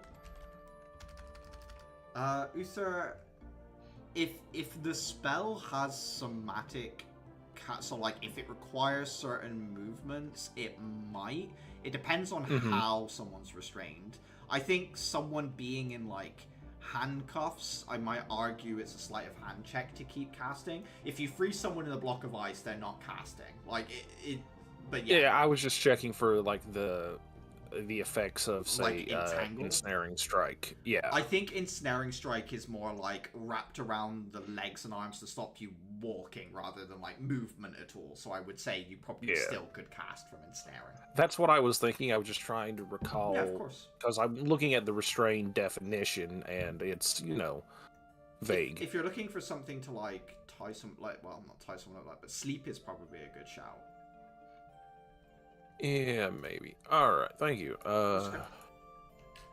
Obviously, silence stops people using verbal components as well. That's another one. True. Silence seems for snooping around also like a very solid choice. Axel. Also, Uther would dress a little nicer than normal, but not like resplendent clothing. Axel arrives a little bit before midday in like, he's normally in like a duffel jacket with like a messy work shirt underneath. The tie is done up but sort of a little undone at the same time, so it's not too tight around the neck, and like usually some sort of trouser pants. He turns up in like a very sleek, form-fitted, it looks like a more Italian style suit, like very cut to him. He has shaved like some of the stubble and stuff away as well, and cleaned up very nicely in the last Uther, since you saw him like 3-4 hours ago. You almost wouldn't recognize him if it weren't for the bags under his eyes.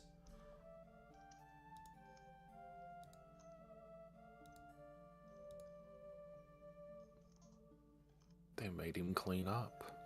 And what is Caliban wearing? Sorry? Yeah, what did Caliban decide to wear in the end? So I'm trying to think about like how to phrase it. Mhm. So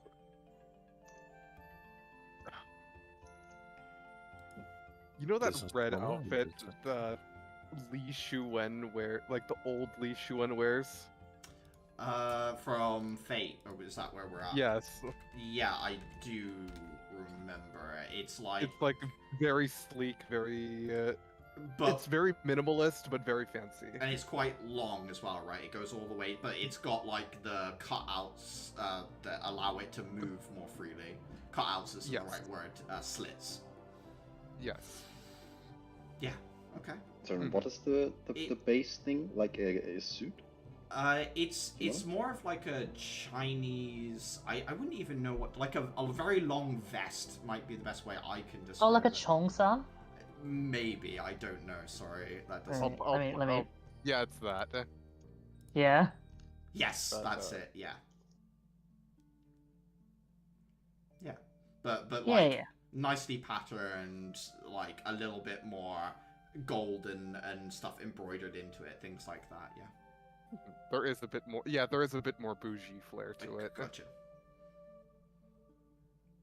Axel will sort of walk in, look at everyone, and just say, "Is everyone ready for a more interesting conversation today?"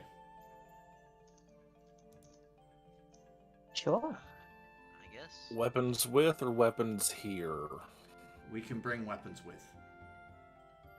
We're supposed to be I showing off. wouldn't have left them either way. Supposed to be showing off ourselves as a class. We would feel weird if we left them, I think.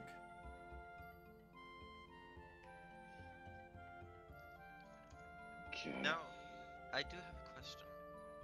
Just a little clarification, but this Major Domo, he doesn't still work for his family, correct? He's the former Major Domo? We'll find out. Caliban, as far as you know, still the Major Domo. The same one. Actually, Axel, Yes. Did you organize anyone to look over Liliana while we're gone? Or should we have done that? He's with It's Iceland from the gardening club. fine. Right. Sorry. I talked to the headmistress as well. We have our own people keeping an eye on her within the school grounds, but they're keeping a low profile. I don't want to make her feel like she's in a cage. They try to ambush her at the gardening club, immediately get jumped by like 4 ninjas. Did she say anything? Talk about any faces, names that she remembered, anything like that? I'm not A ship with legs. A ship with legs. Like the giant ship that she thinks she saw. She was mumbling about it when she was asleep. Like, it had legs. It would stand in the middle of the sea and, like, walk on legs. Almost like a crab. That's... I was thinking more like a titan. I don't think that's a ship. I think that's a rig. Oh, like for oil? They're used for... There are some large miasmic monster in the sea. Some rigs were built in order to... There's a device that checks for their movements and locations. Empress keeps up a few of them. Some of them, however, disappear. They go missing. Usually presumed to be because of the miasmic monsters. Maybe that's what she saw. They do have some mobility. It's slow, though.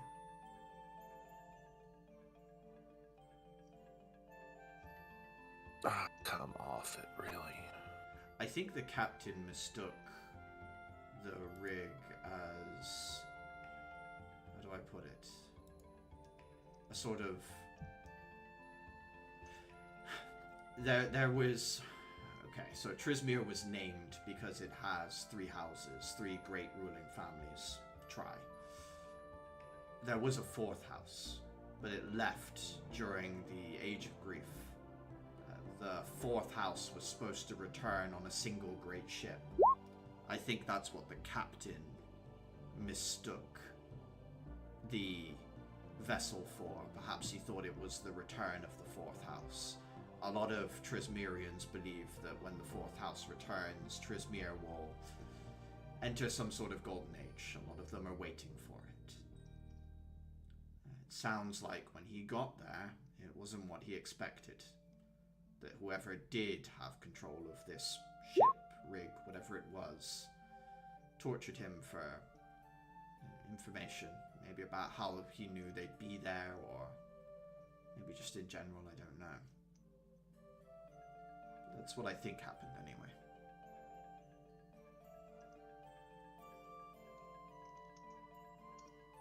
Well, it doesn't make any less sense than anything else we know, so I'll go with it.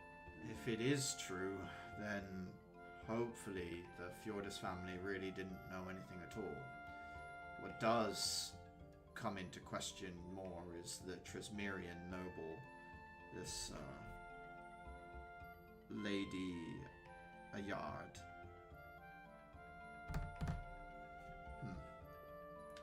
Anyway, it doesn't change our plan. We still need to check.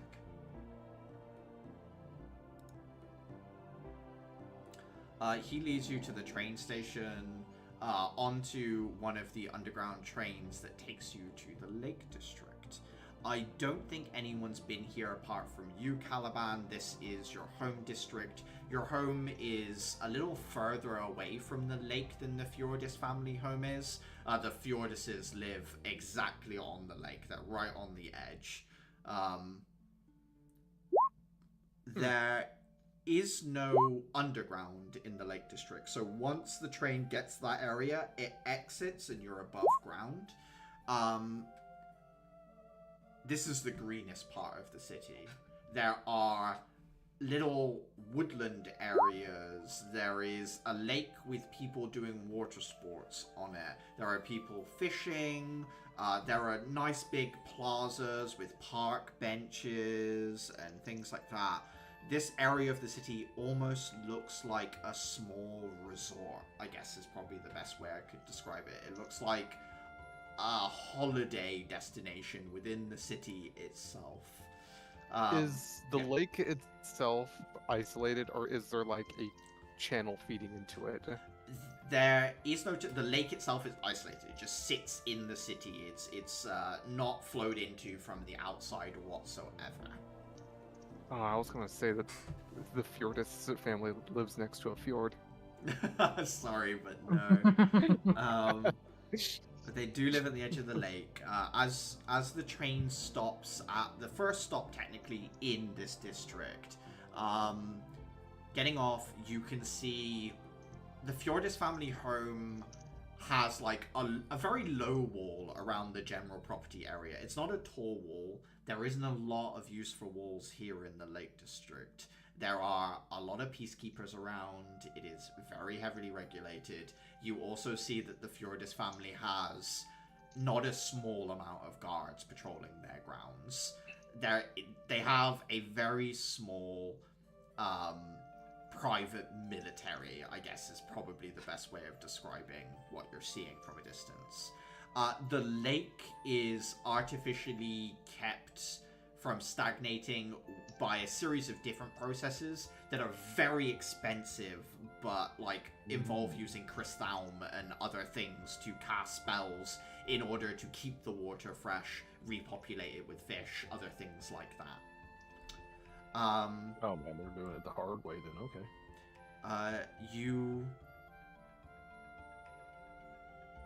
I guess, Caliban, you've seen this house before. It might have been a little while since you've been to the Fjordis estate.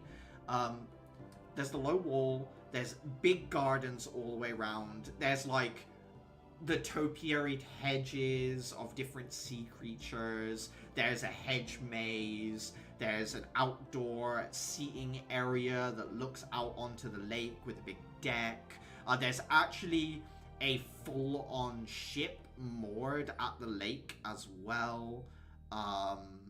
It's the Lake District, it's just called Lake District. There's no code for it.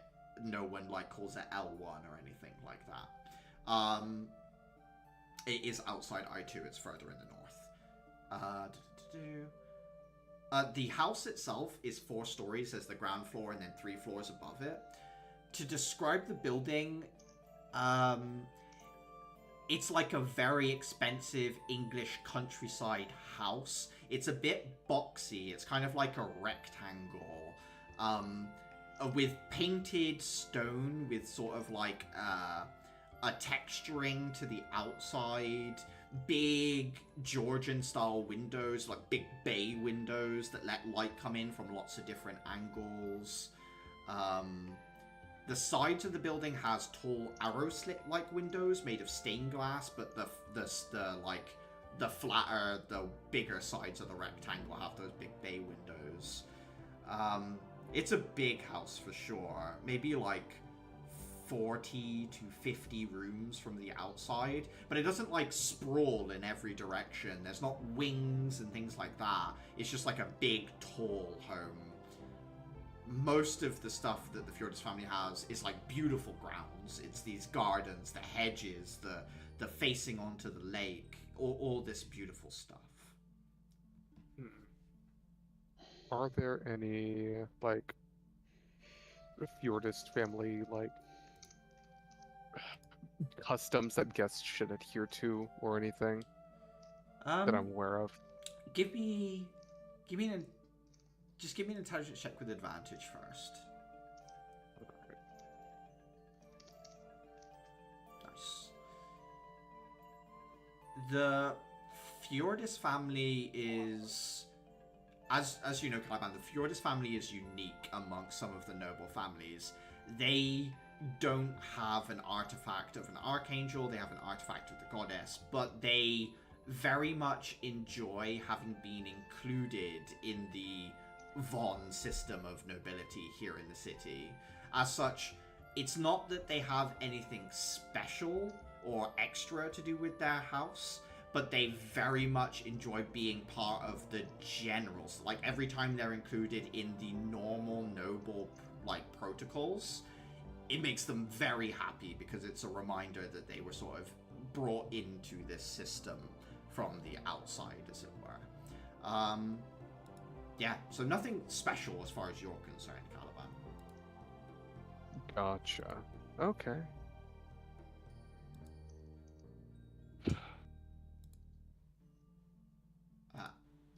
Oh, go on. I was about to say, I guess we're on further approach. Yeah, getting closer. The guards at the gate. One of them recognizes Axel. One of them recognizes you, Caliban. Both of them give a small bow. One of them steps forward and says, "The Fjordises have been expecting you. They're waiting for you out in the conservatory. We can show you the way." Good. Observatory. One of them joins you walking, the other one stays at the door. You see other groups of guards just sort of around. But they strike up polite conversation. They look at you, Caliban, and say, "Have you been faring well, Master Caliban?" As fair as anyone would when assigned to the East Academy. I understand the curriculum is quite hard. Looks over at Axel and says, "I'm sure you're in good hands." Sort of just like, sort of tilts his head, thinking, you would say that. Well, yes. Axel will say, "Caliban has proven to be a quite adaptive student. He has been given a challenging situation and is doing well. You could say the same for all my students." The guard looks over the rest of the class and nods his head and says, "Yes, it seems you have quite a collection from all over the world." Axel will just say, "Different perspectives bring a certain value to a team, wouldn't you think?" A nod. You are brought to the conservatory. You couldn't see it from where you were. It's sort of appended to the other side of the building. It is huge. There are plants in here. It's also kind of an aviary. There are some exotic birds in the conservatory as well. Big parrots, little smaller birds as well. I'm forgetting their names, but it's quite noisy in there. Parakeets? I think parakeets is the one I was looking for, thank you. Inside, waiting for you, is two individuals. Lysander Fjordis is an older gentleman who is very much the example image of, like, a nobleman in his, you would say, like, early 50s. Everything is, like, military trim. He's a bit salt and pepper. His garb is similar to Caliban's, but it's a little shorter cut, a little bit closer to a normal suit. His wife, Anastasia, is in a beautiful, it looks like silk, but it's, like, a little bit heavier than that. It is, the name of the Lord is Lysander, Lysander. Anastasia's in this slightly heavier silk-ish looking garb, very soft but quite heavy material, a beautiful azure to match the sort of watery nature of the family, and it very much shimmers and flows, even in the slight movement of her standing and giving a curtsy. Axel will bow and say, "My name is Axel, and these are my students. As you already know, this is Caliban," and then goes through the rest of you. Says, "Thank you for meeting with us today." Anastasia smiles and says, "It is always wonderful to see you, Caliban. And when we received the letter from the Halig family about this meeting for the future, we were quite excited. For one, it allows us to see Caliban once again. It's been too long. Of course. Like, he just gives like a very as formal of a bow as he can muster. Lysander will add, I hear from your father your health is doing much better these days. It is good. I am currently being managed by a on-site medical practitioner that had been sourced out. I am glad the Azalea Foundation is taking every bit as good care of you as they should. You're a precious resource to the city. As is your entire class, I have come to understand. East Academy's reputation has been on the up as of late. I must say I'm impressed with the work of your headmistress. The few letters we have exchanged has shown me that, how would I say, she is a capable woman.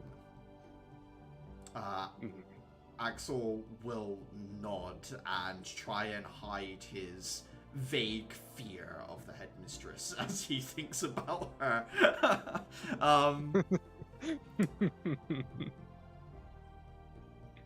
Give me a perception check, Dave, for taking a look around the area.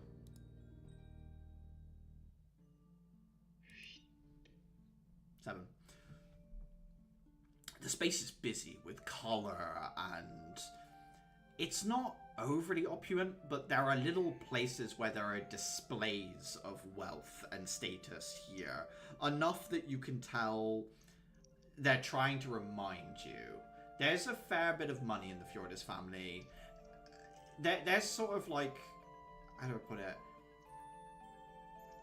There's a lot of status in here, and I think that in itself, Dave, can be a little blinding for you, which is sort of distracting you every now and again. As you see, like, a figurehead, like a small carved figurehead, which seems to be made of, like, pearlescence, like a pearl bust or something like that. And then, you know, the iron and glass wrought conservatory with animals and things like that in here.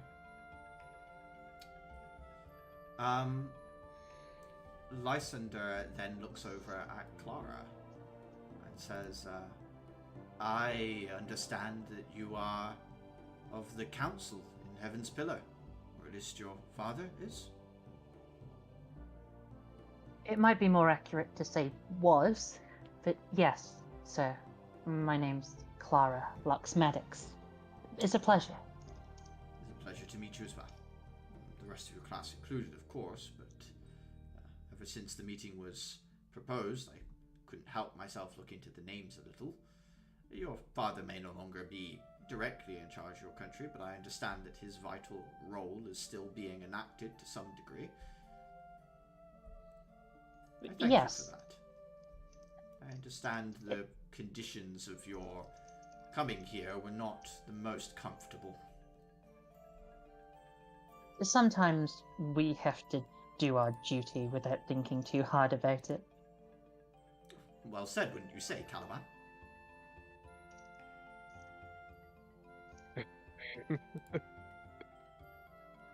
I would agree.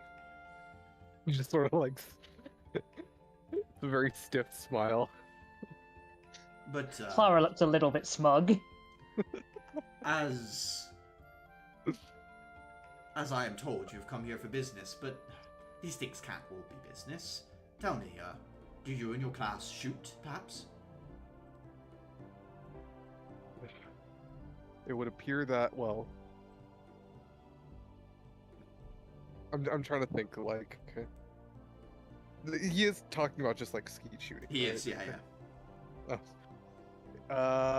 He just like sighs, shakes his head just a little bit dramatically. Like, it would appear that I am the only one here most proficient in the sport. Oh, well, Shooting is a sport? of course it is. Anything's a sport if you try hard enough. Chess is a sport, they say. Clara smiles quite broadly. I thought chess was a battle simulation, but okay. I suppose in some... Sorry, Young girl, your voice is quite quiet back there. Because my mic was away. I thought it was a tabletop game. Games are just a way to practice for fun. Come, those of you who wish to shoot, you can come with me. Everyone else, you may stay in the conservatory. I'm sure Anastasia would like to talk to some of you. The wife nods and smiles. Those of you who don't want to shoot or have your ears destroyed by the loud noise, you can certainly stay with me. Although if we're avoiding noise, we should probably avoid the conservatory. There's plenty of other places we can sit and talk. I'll stay behind, if we don't mind. I've never been I that should good too. with loud noises. Lysander seems a little put out that you won't be joining him, but does seem to agree. It's fair enough. Caliban, you'll be with me, yes? Someone has to join Yes, you. of course. And your teacher, too. I've heard much of your exploits. I'd like to see what you can do. Axel sighs a little and says, I have no experience with such a weapon, but I'll put my best foot forward. I'm curious if you'll tolerate my presence. Of course. I believe I shall stay back then as well. I am not a particularly accurate shot either way. I rely more on spreading. Like having spread shots Oh, well, than anything else. suit yourself, my boy. Pats you on the shoulder as he stands up. So Uther, Caliban, Axel, and Lysander head on over to the lake's edge where clay pigeons will be shot over the lake and you will shoot them as they fly out over the waters. Clara, Adhira, and Dafer, you're staying with Anastasia. Yes, sir. Yes, indeed. Mm-hmm. As the rest of the group heads out the doors, Anastasia stands up and says, come, let's head into the home. Would you like a tour, perhaps? I would love one. Yes, please. She leads the three of you out of the conservatory and into like a nice big grand hallway. It seems to have like cut through the upper floor, so like it's taller than the story you're on. It's like 2-story tall. There's a big double door on your right hand side that must head to like a big dining room or something like that. She'll point out various portraits on the wall of like ships that the family used to own before the waters were too dangerous and things like that. And she'll look at you here and say, your accent, I quite love it. You're from Laments, yes? That is correct. And how are you finding the weather here? I am to understand you might be freezing to death. It's not quite to my taste. Once you've lived your whole life in warmth, everything feels terribly cold. The rain here is freezing. We'll be sure to give you a nice umbrella. You don't want to get caught unawares. She smiles and agrees. Inwardly, as we are taking this tour, could I argue for insight check on the house? Yeah, Yeah, go on. I am viewing it as objectively as I can, as this is someone better off than me, who has more than me, who has wealth. Where would things be that they are trying to keep hidden or are valuable? Okay, give me an insight check.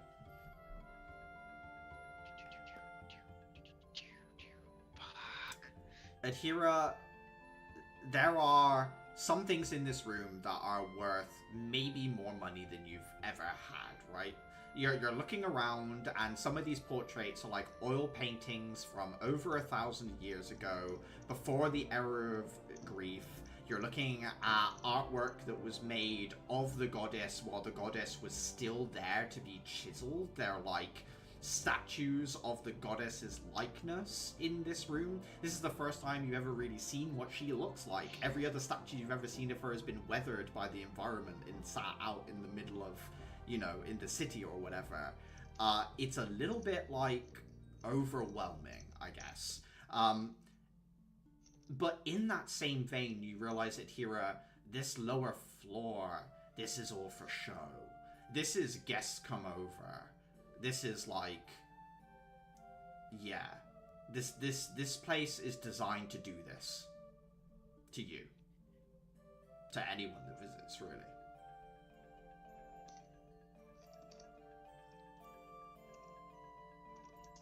I wonder if Clara's house is like this. Is sort of like the only thought that starts popping up in her head.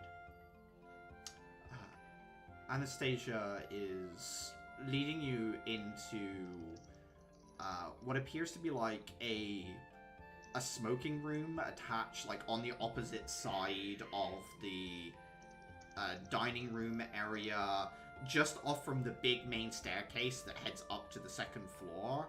And there's this a little side room as well where you think maybe the kitchens and stuff are in the back there.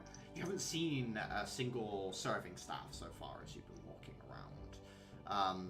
Anastasia invites you into the smoking room. It's like a little library with armchairs to read. There's that big bay window you saw from outside with the sunlight filtering in.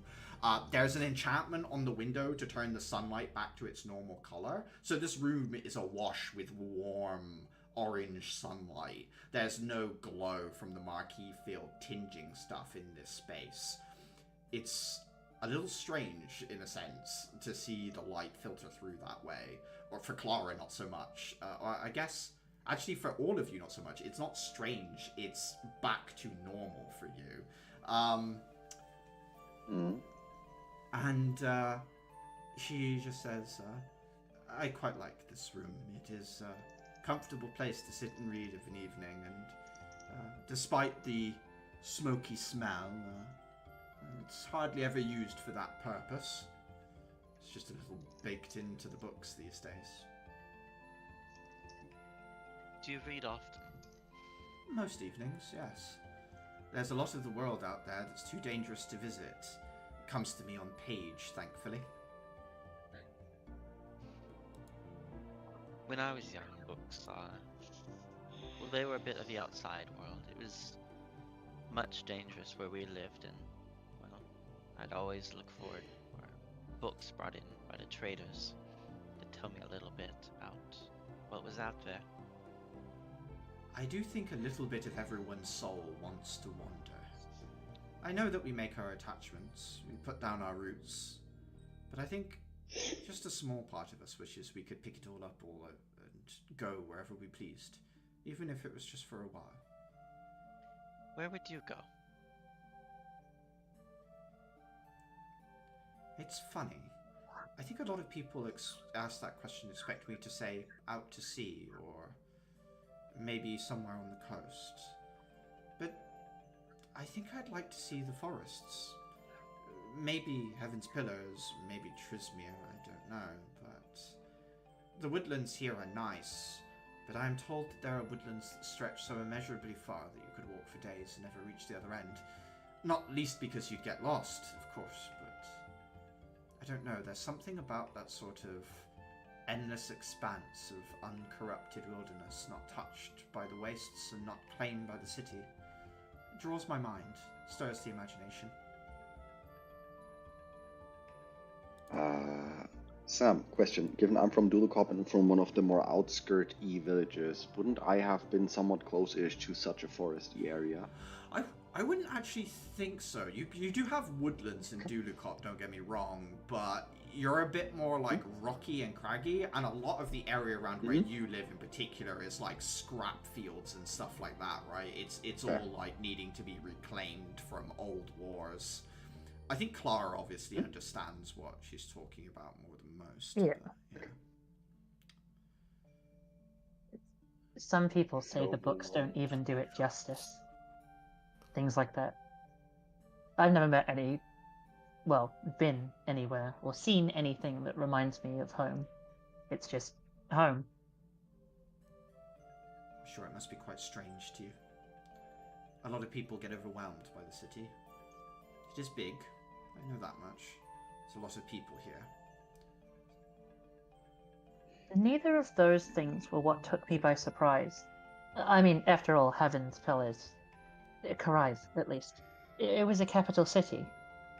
We were covered in people and buildings and things.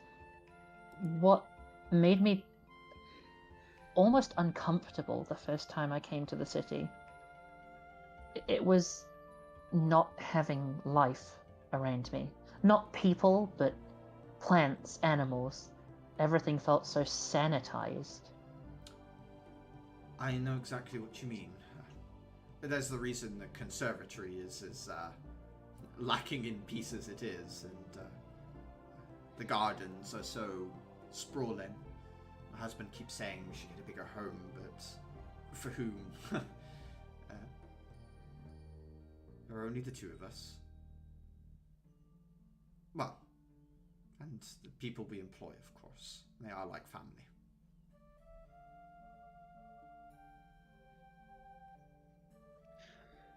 Out of character, has it been made known to us on the formal level that they had their daughter missing? Yes, yeah, their daughter is reported missing. Axel read the reports and told you about what was Okay. like publicly stated and stuff. Just sort of setting up, getting an idea of how to tiptoe around this.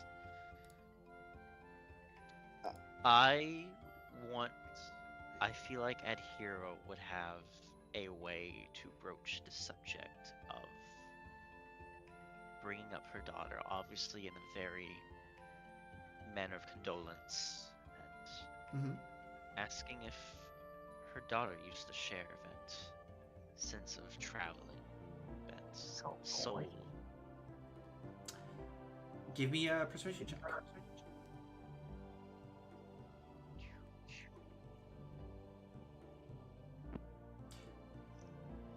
There's a little look of shock.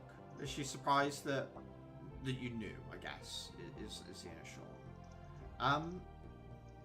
There's a little waft of emotion that kind of runs through her face. This sort of like flooding of memories that's sort of invoked instinctively. She did. And that seems to be where she just cuts it. Can I insight her for just that split second of emotion Yeah. on her? Okay. Yeah, go for it. 12. Girl, go out on a limb. All the emotions of parenthood, of caring for someone, it's a lot to read. That all of that floods through her at once. If any one of those things, whether it be the joy, the pain, whatever it is, none of it sticks out to you as being the most important thing.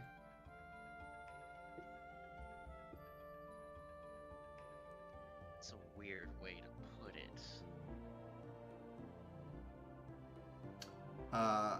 Dafer, give me an investigation check as you're going. Okay. I'm wondering if I have advantage on this. I don't think so. My stuff gives me advantage for combat-related information. Yeah, I think just that's pretty much it. normal investigation. If my perfect memory helps Eddie here. It does. Oh. Yeah. What I'll say is, if this space is for show, you sort of work out the more important stuff is above. So at this point, you're just trying to work out how far above. Give me an intelligence check. Okay. 14. Something in your head tells you an important person wants to be high up, but they don't want to have to walk too far as well. You're something in your mind tickles you like 3rd or 4th floor. Seems like the furthest a rich person wants to walk, but the lowest that they want to go to sleep at night. Do you know what I mean? Like, they want to be high up, but they don't want to put too much effort into getting there. Okay, but like the person that I would be judging to fall into that category would be either Anastasia or her husband. Yes. Or both. For the major For the domo... sorry, yeah, go on. Yeah. For, as well as the major domo, right? For these 3 are my potential people that I might be scoping out for this. So if the husband... Yeah. For the husband and wife, 3rd or 4th floor. For the major domo and the other staff, you think the 2nd floor is more likely. Okay. I think for the husband, I would be more likely on the 4th floor, since he seemed like somewhat like short hair, more militaristic vibe-ish. So he doesn't seem all that unfit, so I would like guess him more 4th-ish floor and thus her more 3rd-ish floor. Yeah. Unless, does she look fit? She looks like she...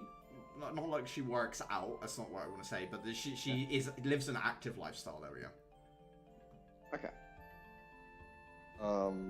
But yeah, in that case, I'm more vibing towards like 4th floor, 4th-ish floor. But yeah, as we do so, in that case, as I note that out, I lean over to Clara and whisper what I mapped out in my head so far.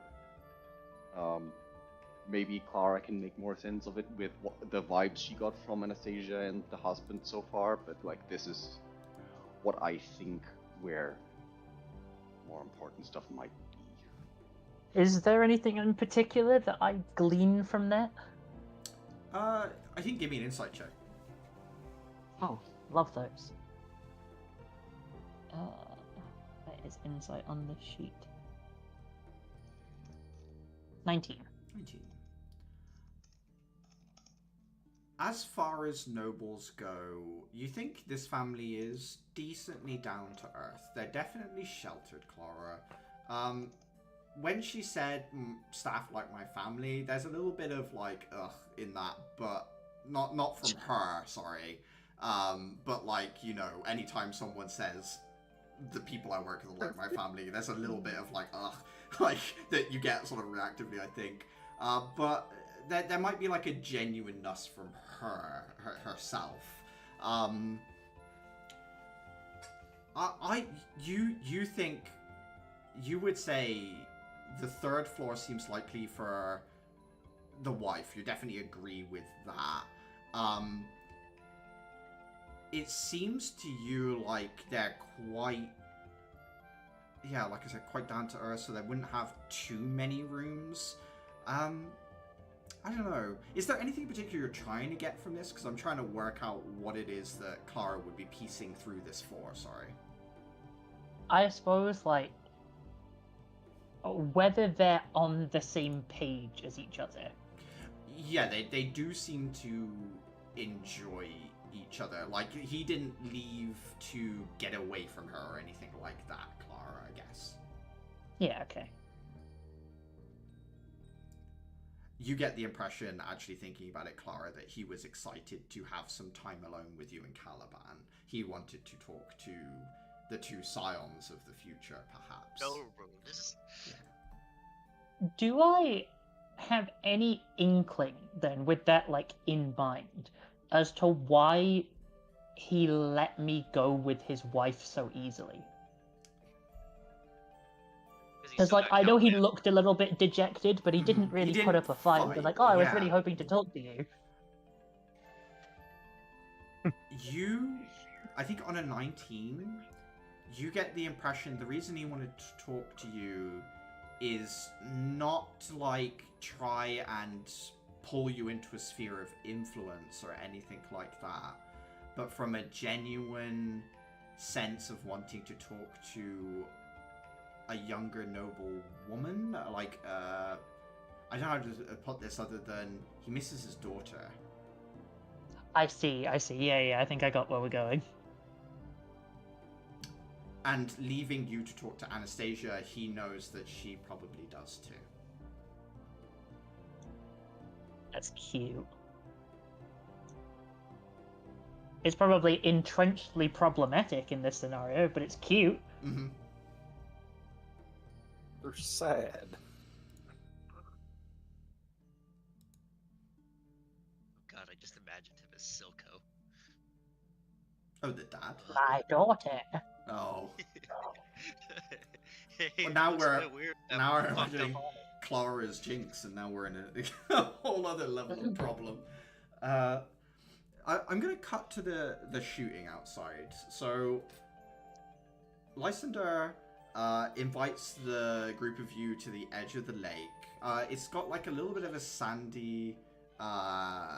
Jinx would play snakes and ladders for the chess pieces. You are right. A little bit to the sandy edge. Lysander has a man now already with rifles loaded, ready to like fire the clay pigeon out across the lake and stuff. He turns to you, Caliban, Axel, Uther, says, Uther, am I to understand that shooting is not really something you've done before? I'm going to just like lean my sword up against something and just. I'm going to say no.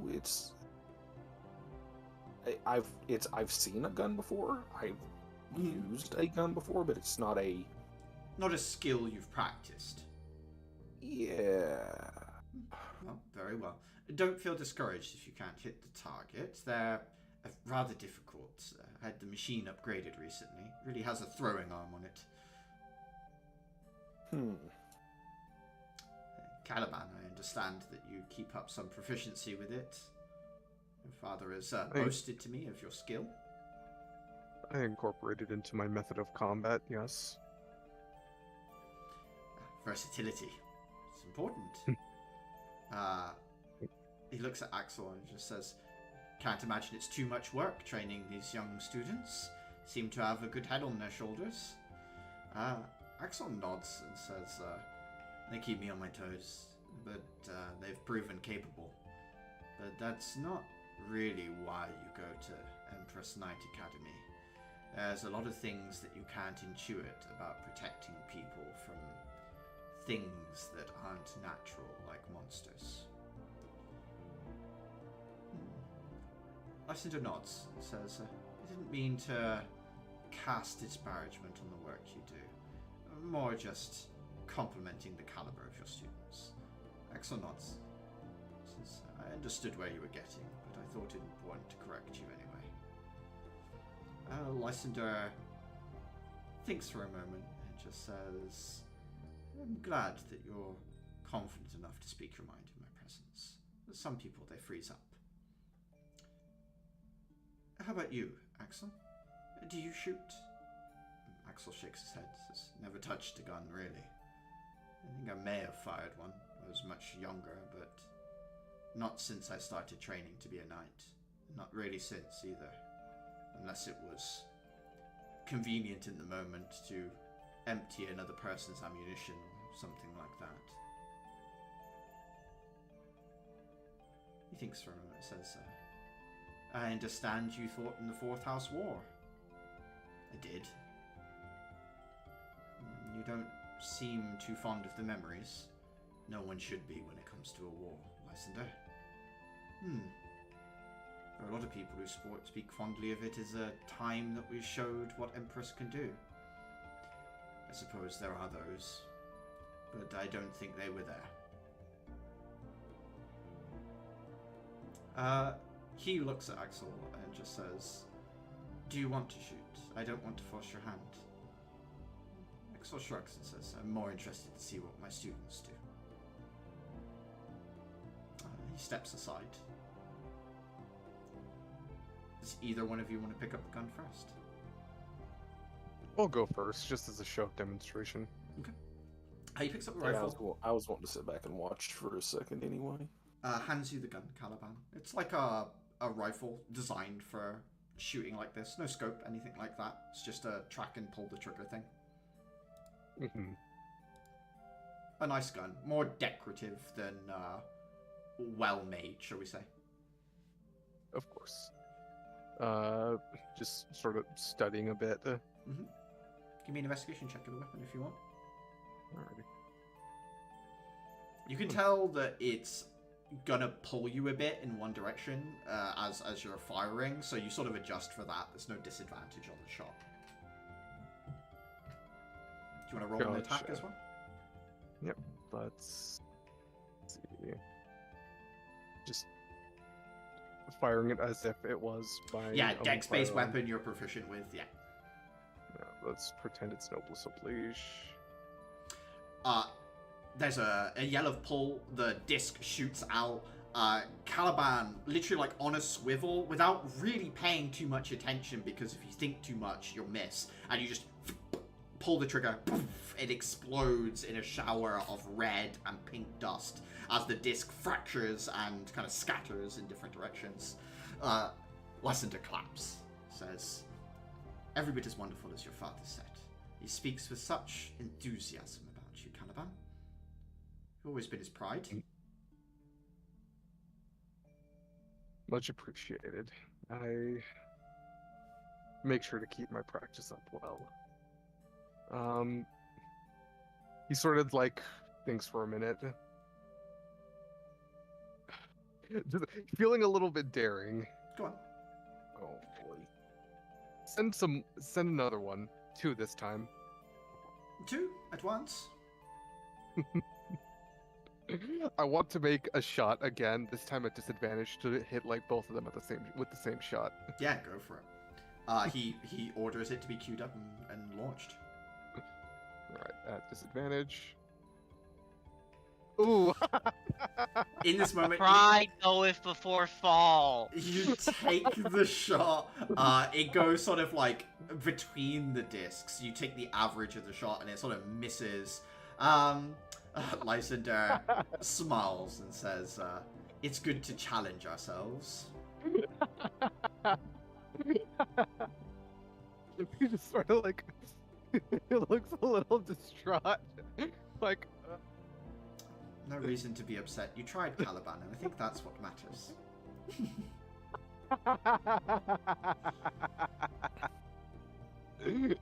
Perhaps. Hander, I have a question. Yeah. Are the pigeons taking the same path, or is there a variance to them? There's variance to it. They're not the exact same path every time, no. Okay. I figured that would be the case. I just wanted to double check. What about your classmate? Uther, was it? Wouldn't mind trying. He hands you another rifle more accustomed to your height compared to Caliban's. How many bullets are in this, out of curiosity? It's like a 5-shot cartridge, sort of like a, early sort of World War II looking rifle.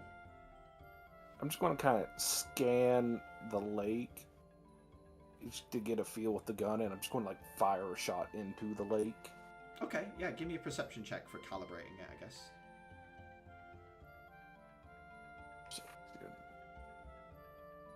Submit.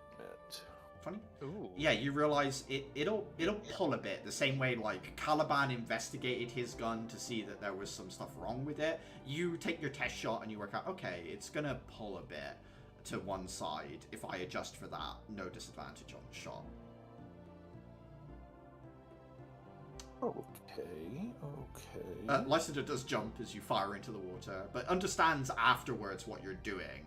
And says, "Ooh, good intuition."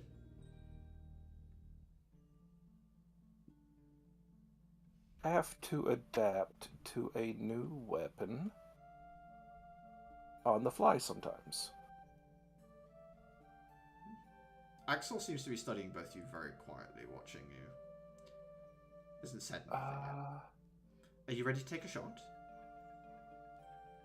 Whenever you feel like pulling it. I'll give it a second. And then he yells, pull. The lever's pulled, the disc goes down, hits the spinning wheel, launched up into the air. I don't suppose I would have time to quote-unquote aim. You can bonus action aim, yeah. Alright, I will do so. Yeah, go for it. Take the shot with advantage. Public roll. Advantage. Ooh. A good measured shot. Slightly less instinctual than Caliban's shot. There's like a little bit of hesitation as you think and you pull the trigger, but you still hit it in sort of the same sort of area as Caliban does. Lysander claps and says, skill perhaps, but it seems you have other things going for you, Uther.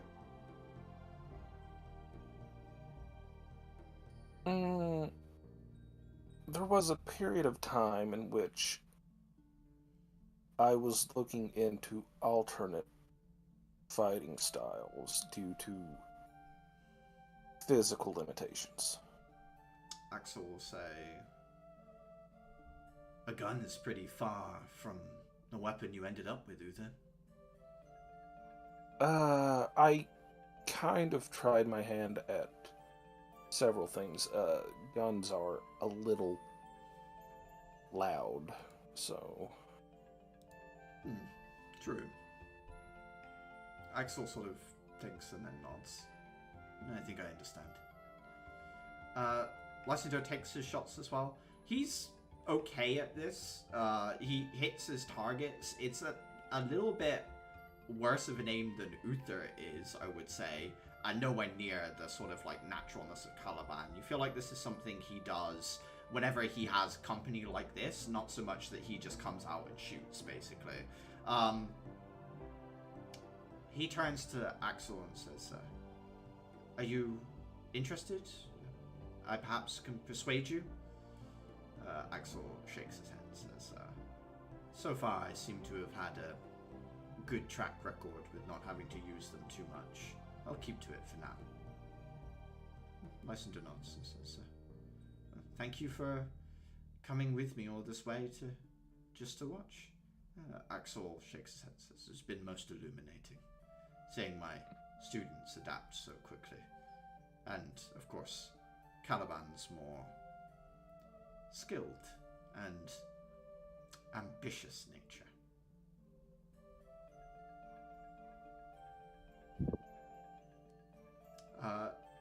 There's a slight sulk to Caliban. That's the gun. I'm just going to lean over towards Axel. You know he's going to be trying that shot again, like every day now, right? Good, because one day you'll be able to do it, and you'll be glad that he's there for you.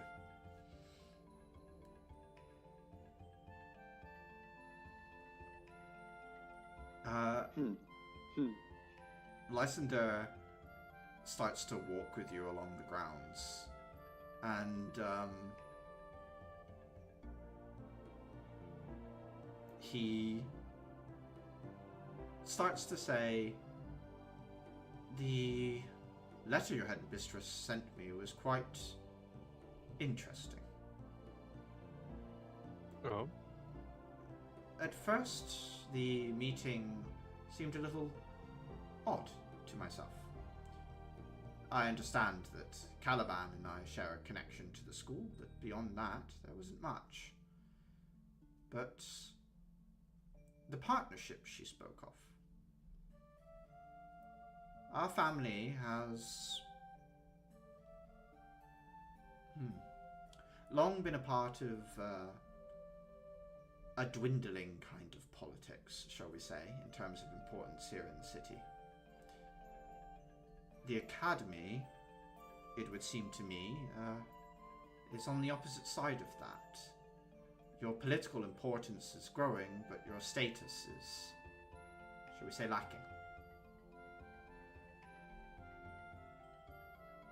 You speak of nobility. I speak of nobility. The money that your headmistress put into the school, I understand that it was no small amount, but I understand that that also can't last forever. Axel nods and says, the council is putting certain pressures on the headmistress. We do receive some money from the judges, It is limited if we do not do things exactly as they wish. Ah. Her little mission statement. I wouldn't call it little, Lysander. You're right. It stirred up all kinds of people. Even some of the judges have personal stakes in your competition. They do.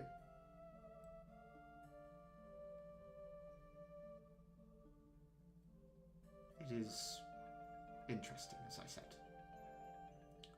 Axel nods and says, "What do you think of the caliber of student that we're training after only a couple of weeks then?" "Oh, well, I'm sure Caliban arrived as he was. It's, I can't say that the talent that you're acquiring isn't impressive, but I can't speak to how much of that is them and how much of it is you. I haven't even seen you shoot, Axel." "You're right, that was short-sighted of me. Perhaps after we discuss today, you can come visit the school. You can meet some of the higher years as well. Caliban got our foot in the door. Let us open it the rest of the way for you." Oh.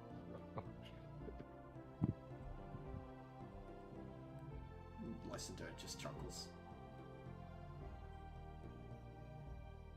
I don't know if there's anything in this moment that the other two of you with him want to do, whether there's anything you want to add to what was said, or whether you're keeping an eye out for anything. Just more just like paying attention to the conversation. Yeah, do you want to... And Go on. Trying to get a feel for the guy. Give me an insight check on him, yeah, go for it. And then, sorry, you were saying, Caliban. maybe he'll just add in something like, at least happy that you're invested in the more successful efforts of Empress Cities' efforts. Cannot say the same for some of the other less reputable branches of the family. You know, I'm speaking of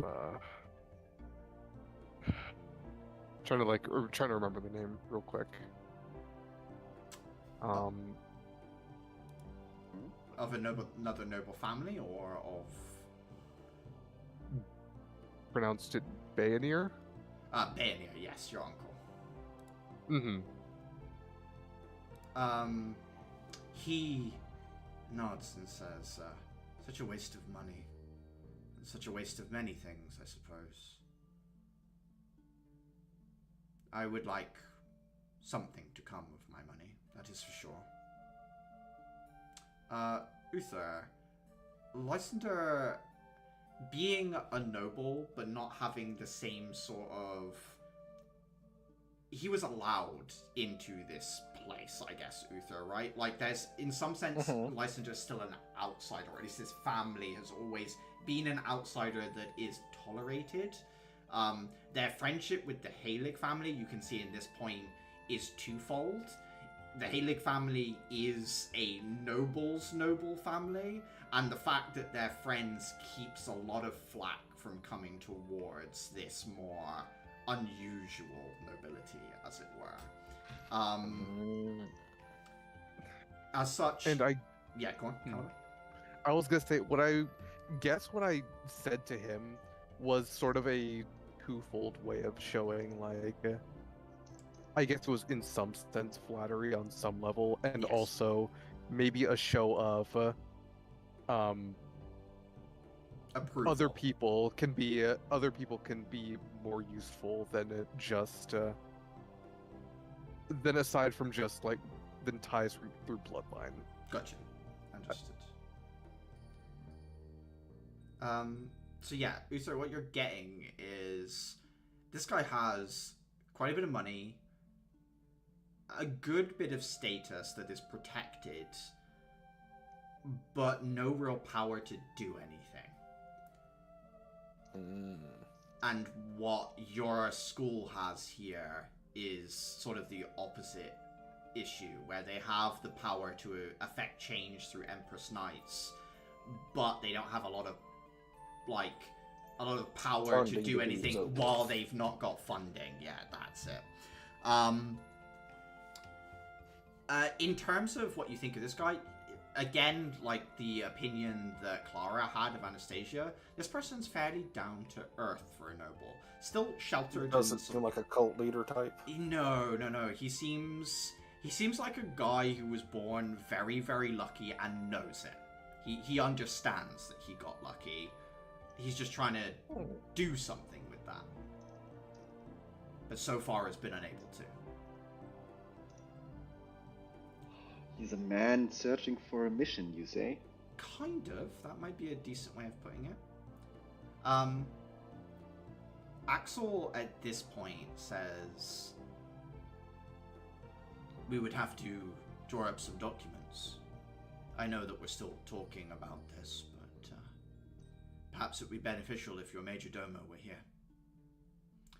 Lysander's face stretches up and says, haven't seen hide nor hair of the man for some weeks now. Debating putting out a missing persons report. Axel nods slowly. Odd. Concerning, even. Not the kind of type I would imagine to just take a holiday unannounced. No, rather diligent man. Keeps to himself, but always does the work.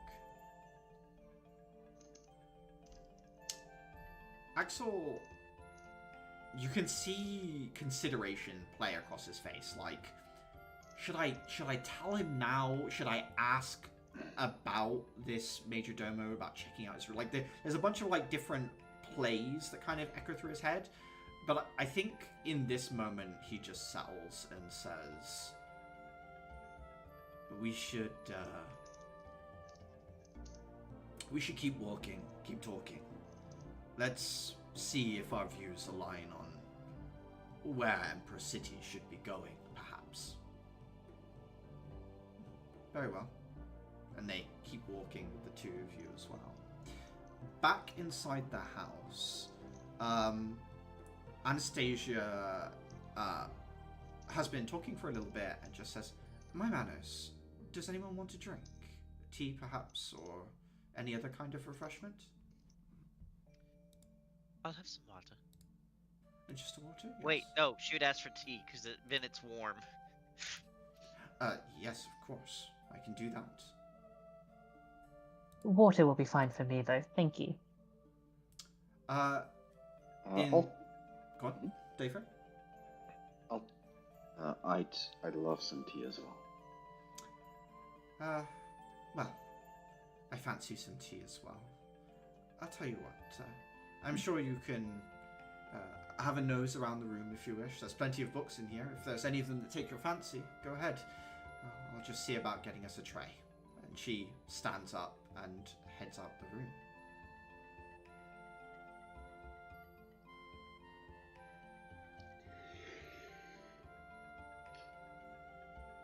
I'm gonna turn to Dava. Did you see anything like a study or a storeroom on our way up here? Up here? We're still on the first floor, right? I think so, yeah. Well, through here, then. Did I, Sam? Give me a perception check. Well, is it a perception check or is it me recalling? I need to know what you saw to know what you recalled. Dang it. Okay, while I was mapping Nice out the try. house, did I see it? I will give you advantage because you do have perfect recall. When you walk past the grand staircase, there's like a big, it's not like a double staircase, but like quite wide, and it's like, I don't know how to describe it other than it's cinching in at the waist. It like curves up. It's wider at the bottom and the top than it is in the middle. And on the right hand side at the top there, you remember seeing briefly through a gap there look to be like a big desk. You're not sure if it's like a study or a writing room or something like that, but there is a big desk in a room just upstairs. I relay that information and also relay. Yeah, I already relayed that. Likely, like Majordomo and stuff is likely to have his stuff on the second floor, the nobles on third and fourth. Well, let's get through these one at a time. I'm gonna pull out my little spider from a pocket in my dress. What kind of spider is it? A little house spider or what's that? Yeah, like a little house spider. Okay. A giant wolf spider. Tarantula. I'm gonna whisper to him like the directions to the study. So have a look around, and then see what you can tell me.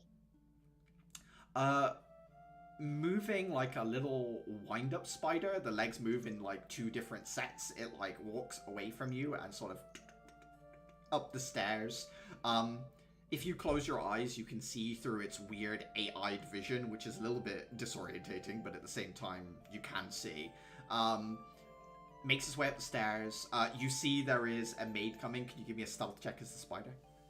Oh, I should have cast invisible on it. What is the bonus on a spider? I think it's a +3. Spiders have +2 dex, but they have proficiency in stealth. Oh, is it +4? +4, yeah. Crazy. Alright. The spider, seeing the maid coming, dips to the right-hand side of the banister, continues its movement as Dester kind of goes up and down. As it continues on the outside of the banister, it gets up to the second floor.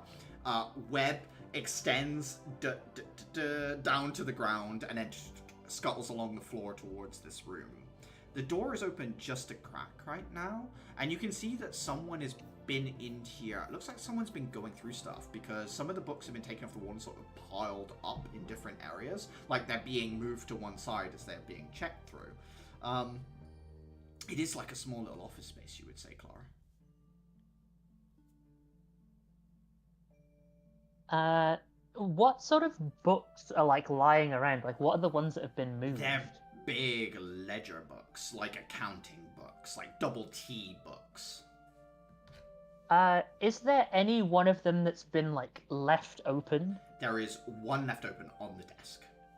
Yeah, I'm gonna have my spider scuttle up to it so I can see what page it's open on. It looks like it's open to last month.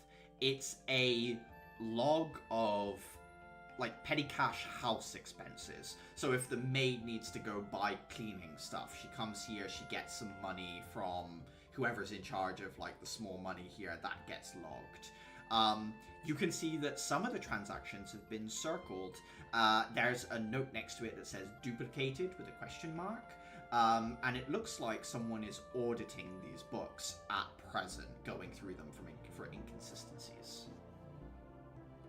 Clara's real body is gonna like flap her hand in Uta's direction. Hi. You can hear, not in Uta's direction, in fucking David's direction. You can hear her voice. David, you have perfect memory, right? Yeah. Okay, I'm gonna read some things out to you. Commit them to memory. Okay. And Clara's gonna read out like the circled transactions in a low voice. You read out a series of transactions, which, yeah, Dayford, you commit to memory. Okay. As she does so, like, just mentally going over it, does any of it stick out in any particular fashion to me, or is it just, like... I don't think you've got any specific proficiency for something like this, so just give me an intelligence check, Dayford. Yeah. Okay. Yep. 12? Nothing sticks out to you, but you realize as she goes through the full list of these transactions, the total amount is a lot, right? Like, you're getting up to, like, thousands by the time she's done, with all these smallish looking numbers. Okay. So that seems to me immediately suspicious in the sense of there is no way that a small expenses ledger should be going up to the thousands. Well, maybe for a noble family that's normal. I will ask Caliban later. I have a question. I know I'm not here, so Yeah. I cannot affect. would the transactions in question be in the same handwriting? Yeah, I guess, Clara, as you're looking at it, all of the transactions are in the same handwriting. The circles and notations are in a different set of handwriting. I relay this, I suppose. Although I kind of got that impression anyway if they were Yeah. being audited. Well, yeah, no, the audit would definitely be. I was just curious if the audited transactions see, were I all see. the same person. Yeah, it looks like one person had oversight of this book, and now it's being checked. You think that is where the Major Domo is drawing his funds to go off and have fun? Clara's still like blind basically as she's looking through a spider's eyes. But she turns to where Adhira is definitely not in an attempt to speak to her. Well, if he is, whoever's keeping the books has definitely got him on I side. stop her midway by putting my hand on her head and just sort of tilting it back Swivel towards her. me. Oh, sorry. The bookkeeper's on side, if that's the case. Give me a perception check as the spider. Oh God. Wish. Come through for me, spider. Okay. Spider. 7. It's just a D20 The magic for number. spider's perception. Yeah, the magic it has. number, It has nothing. Its wisdom is 10. That doesn't make any sense. It's a fucking spider. Roll me an initiative check. We're going into combat with one of the housekeepers.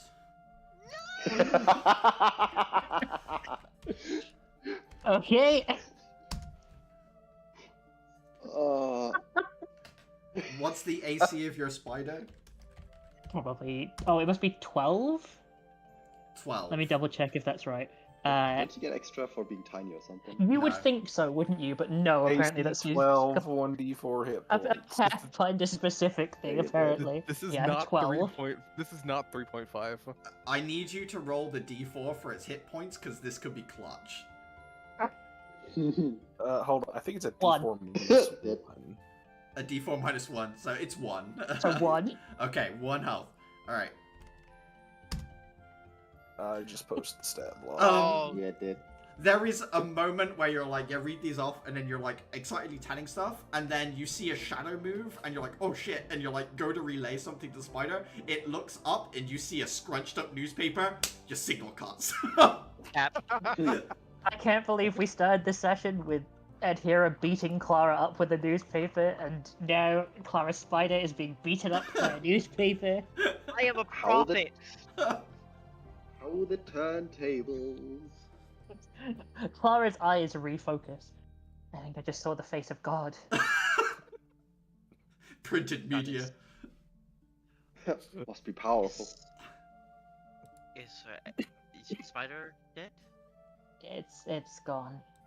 I mean, not dead, because it's, technically like a spirit, but it's gone.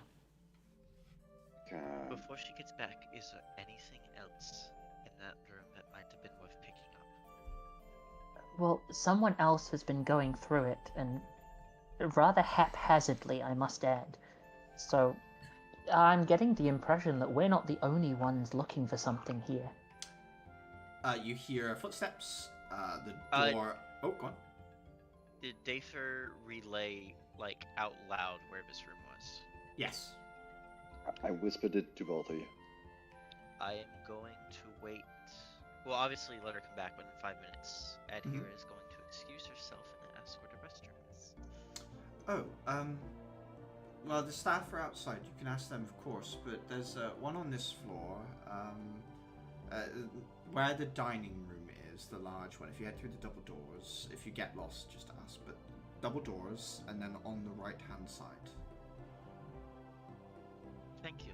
And she leaves, and she's going to start heading towards that room. Once she is out of sight, she will cast invisibility. Okay, stealth check with advantage. Yes. 22. You turn invisible. Sneaking upstairs, you go past some of the other staff that are now about the house. It seems that they knew when you'd be making the transition through the house and made themselves scarce, and now that they know you're in a room for some time, they're going about their duties. You sneak past a few of them, upstairs to that room, where you find a... Have you ever watched those Disney short films? And there's one where it's two old guys playing chess in the park together. And he's got, like, a pointed nose, bald head, white hair. The old man playing chess with I himself. don't watch things. Okay, I think that is the one I'm thinking of. It's an old man, like, but yeah, if you don't know it, then it's not gonna mean anything to you. But very, like, doddery old man with quite a lot of light behind the eyes still. He's currently wiping the remains of a spirit spider off of a newspaper into a bin. But you can see that he's got a bunch of other papers and stuff around him. He seems to be the one that's going through this book right now. But he's sat in the room at present as you're looking through, invisibly, of course. I'm going to look over the papers and focusing my voice inwards, I'm going to ask in Sylvan, any good ideas? Shiver up your spine, and the voice replies, we could take one of the portraits, the smaller ones, if you just cut it out of the frame. In Lamshi now, it says, for the investigation. Oh, well, good thinking. honestly, no.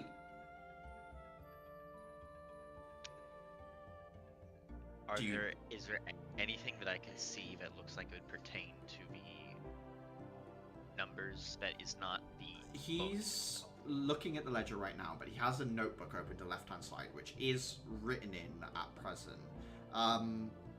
You can give me a perception check with advantage as you're hidden. 14. There are some notes in here. There's a running total that goes up to about 20,000 at present that's been underlined. Notes, discrepancies began 9 months ago, started small, getting more. Notes read, no one else had access to these books, only Major Domo Caster. Okay, I think I have what I need without needing to maybe make this old man lose his mind by taking his notebook. There's a shiver up your spine and you hear, wait, I have an idea. If we drop the spell and yell boo, he can have a heart attack. We can take as many of these books as we want.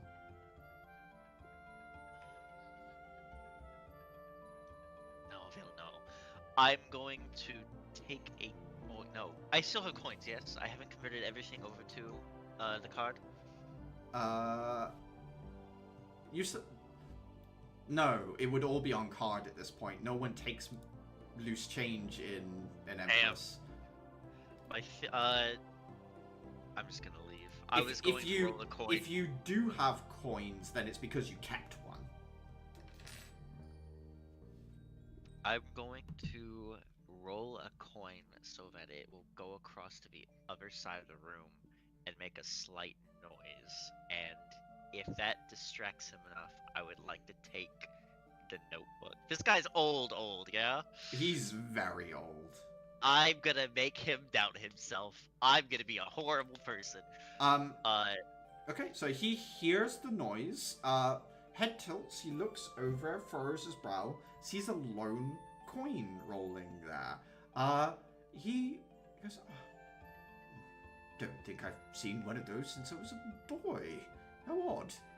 Stands up and goes over and says, one of luck.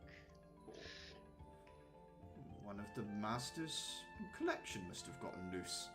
Where have you come walking from, little boy? And kind of picks up the coin, looks at it, says, "From Laments? Didn't know he had one." And kind of walks off towards the office. Yeah, I'll take that notebook. Got it. Heading back. Hopefully in short enough time that constitutes a bathroom break. Yeah, it was pretty quick, I would say. Just for my reference, so I can like mentally internalize how much of douchebag she's being to that poor old man. That has been nothing but a really sweet guy so far from all we've seen. That notebook, like he's been going through at least 9 months worth of lodgers, likely more, in order to be able to find out that there are discrepancies 9 months back. How many days worth of work in this world without computers is this likely? Well, speaking from experience, it really depends. but it's probably not a small amount of mental effort, we'll put it that way. Okay. Checking work is much harder than doing the work the first time, that's for sure. Yeah. Yeah, same for code. Yeah. But yeah, you've got the book. Do you want to like peruse it somewhere quietly, or? Oh no, I'm just slipping it into my cloak for later. Okay. You head back into the smoke room where Obviously Waters... dropping spell. Yes, yeah. You walk back in visibly. Sit down. She serves the water and the tea. I don't think there's anything you guys want to talk about before the rest of the group sort of convenes together. I'll be chatting up this lady, like really playing the part of young woman from Laments. Never seen much of the outside world, save for when I came here, like a few weeks ago. Mm-hmm. Just indulging her noble knowledge, just really playing it up. Yeah, give me a performance check with advantage. Getting her talkative. 7. She's way more interested in what you have to say. Is the problem you're having, Atira, is like you think that you haven't seen the world. She feels like she hasn't seen the world. You're like, tell me about Empress. She's like, tell me about Laments. It's the two of you like cross paths, but there is still like an interesting camaraderie that comes about that. It doesn't go the way you want, but the two of you do seem to like get a good conversation going. It's just crossing purposes, basically, Atira. She realizes some amount of time's passed, and she looks up and she says, "Oh, I believe it must be dinner time. Come on, time for food. I hope you're all hungry." Leads you out to where the guys have been kind of walking around the estate a little bit and having conversation. They start walking towards the ship that's moored on the lake, and she says, "I thought it might be nice to have dinner on the water." I so rarely get out to the water. Most have never been on a boat. It is a little dangerous these days, but the lake is safe. Do I roll for seasickness? Well, you're not really being chopped about by waves that much. It rocks a little bit, but you're alright. There is like a big... It's kind of like a river barge, but bigger, so that the inside can be a little bit more grander. And obviously there's no river to fit down anyway. Dinner table in here with food from, the Empress itself. It's a nice meal that's been laid out. Lysander and his wife Anastasia sit at one end of the table together. Caliban sits pride of place beside Lysander, and then everyone else is free to filter in as they like.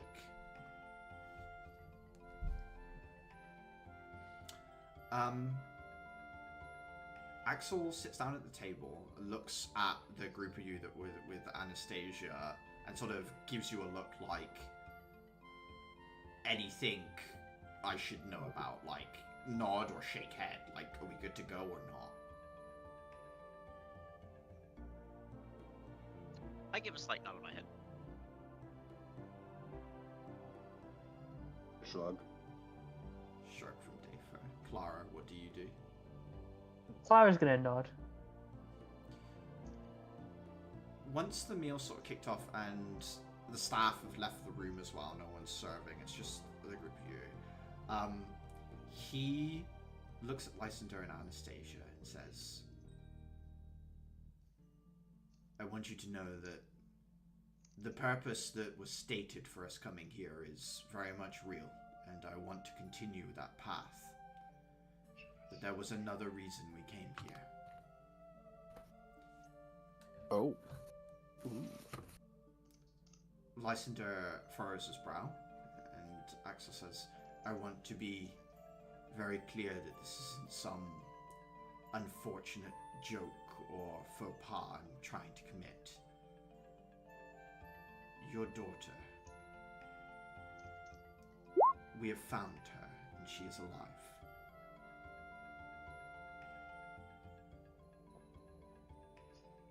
Lysander's expression hardens as he's looking at Axel, who he's been having a very amicable conversation with so far about business, and it's sort of very quickly pivoted. Anastasia goes back through the same facial expression that Adhira you saw earlier, but there's no reset afterwards. There's so much going on her face right now.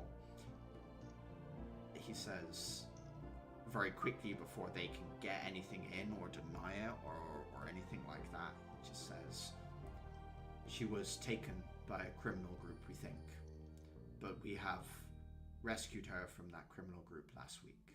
She's been recovering.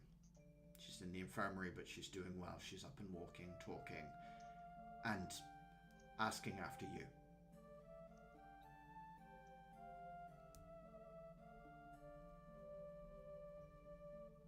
Lysander sits back in his chair a little, drops his, eating utensils, and says, and why is she not here then? Why has no one reported this to us? Why is it you? Axel says, the group that we rescued them from are dangerous, and they have friends, suspected friends within the judges. And also, I needed to be sure you weren't involved in some sense. That's why we came here to talk to you, to get a measure of you. But I have not found any reason to suspect you are anything other than loving parents that misses their daughter. I'm a little reticent to have her come here to begin with, but if you want to come to the academy under the guise of business and see your daughter, then of course you may. I'm going to raise my hand. Yeah. Last night, someone tried to enter the campus. Now, I don't know it was directly connected to your daughter, but I do know that it was a very interesting coincidence that she leaves the infirmary and someone tries to get in. Now, I'm not doubting your security or the protections you can put on her, but I just thought you should be aware. Axel, your daughter would not be the only charge, safekeeping, that we have. I would like to bring your daughter home, but we should do it slowly and carefully. We're looking into the Glomite who had your daughter. There's a look of recognition at that name, and for Lysander is beginning to crack here. There's been this I don't believe you sense to him up until this point, but with the frankness of the discussion, with the pieces falling into place, the nobility breaks a little bit, and the emotion sort of shines through from underneath him. He says, does this have something to do with what the Major Domo has been doing? When he went missing, I had someone take over his duties. They said there were some oddities in the books. I'm having someone check them right now, but from what I understand, a lot of the money has been siphoned away. But I don't understand. If they had a daughter, why would they not ransom? She's safe. She's okay. Anastasia kind of stands up and says, I want to see her now. Axel puts up his hand and says, I know. And we can. We just need to be calm about this, and I understand that might be very difficult right now. But I assure you, you can. Lysander puts his hand on his wife's hand. He says,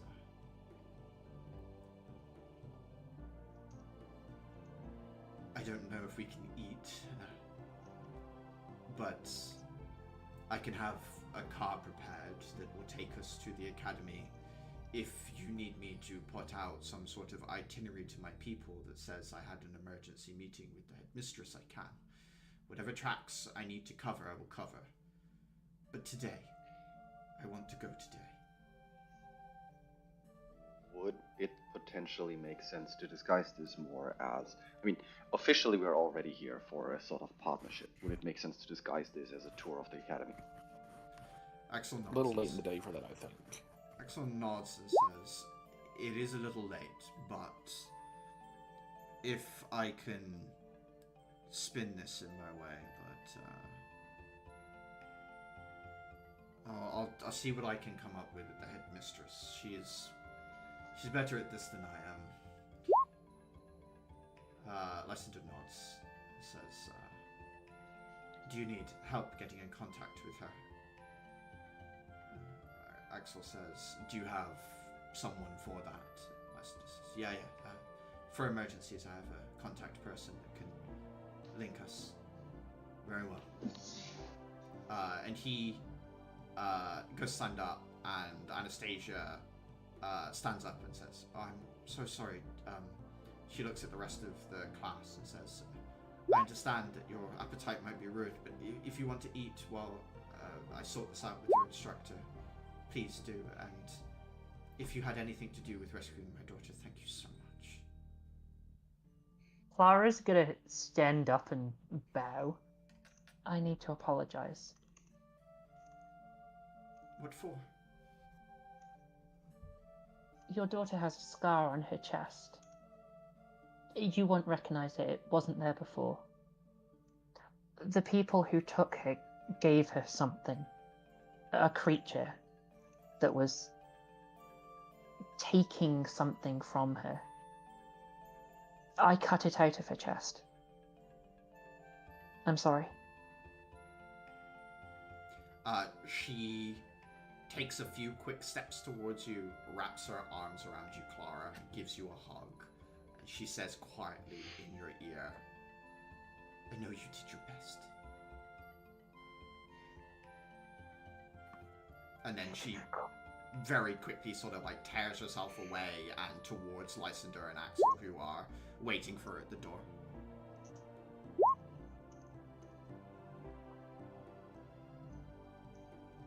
I'm going to take a bite of food, just chew, swallow. This has been an interesting evening. I am. This is the most expensive meal and probably like the most in-depth meal that has ever been set before at Hera, and it's like she can barely bring herself to take a bite anymore. There's just this confused and conflicted look on her face. This was nothing like what she expected this job to be.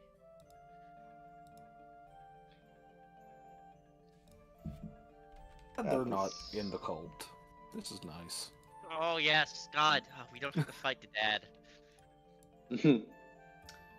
After a little while, a server comes in and says, a car has been prepared, if you would like to join me.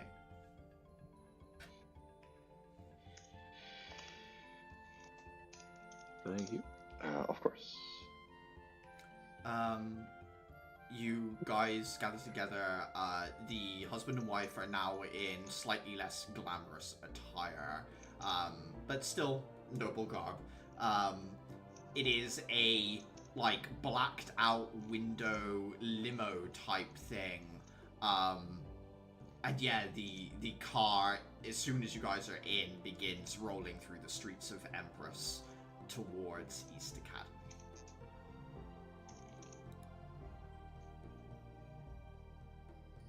It's quiet from them in the car. It's tense. There's a lot of anticipation. She's holding her husband's hand, white-knuckled, both of them looking out the window in the direction of East Academy. Axel looks at you all and says, "We can talk freely now. Is there anything you need me to know about?"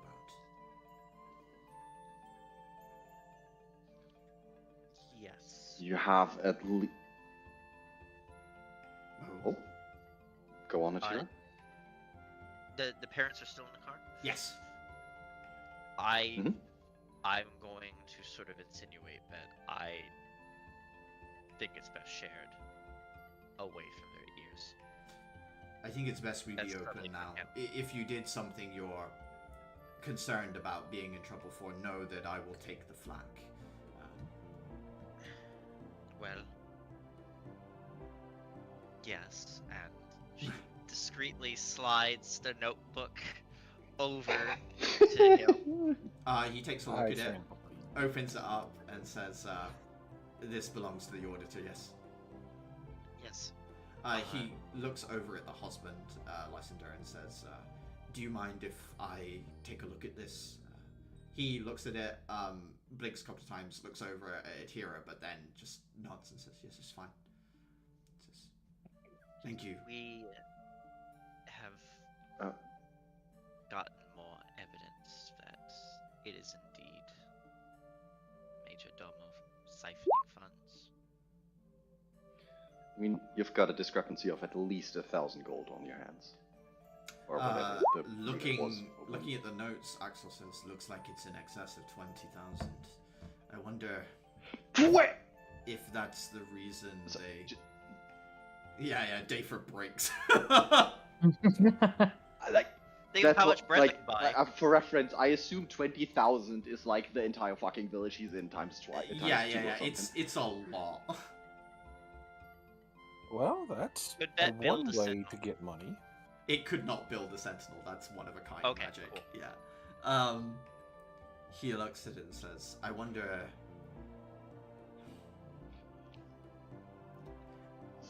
This is interesting.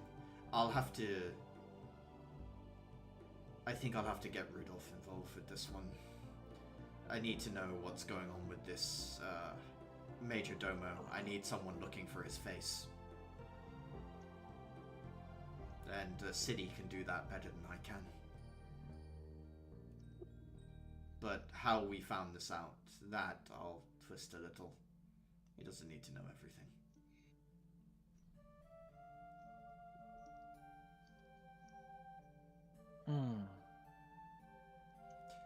The car pulls up to East Academy, and Axel says to you guys, "Thank you for all you've done today.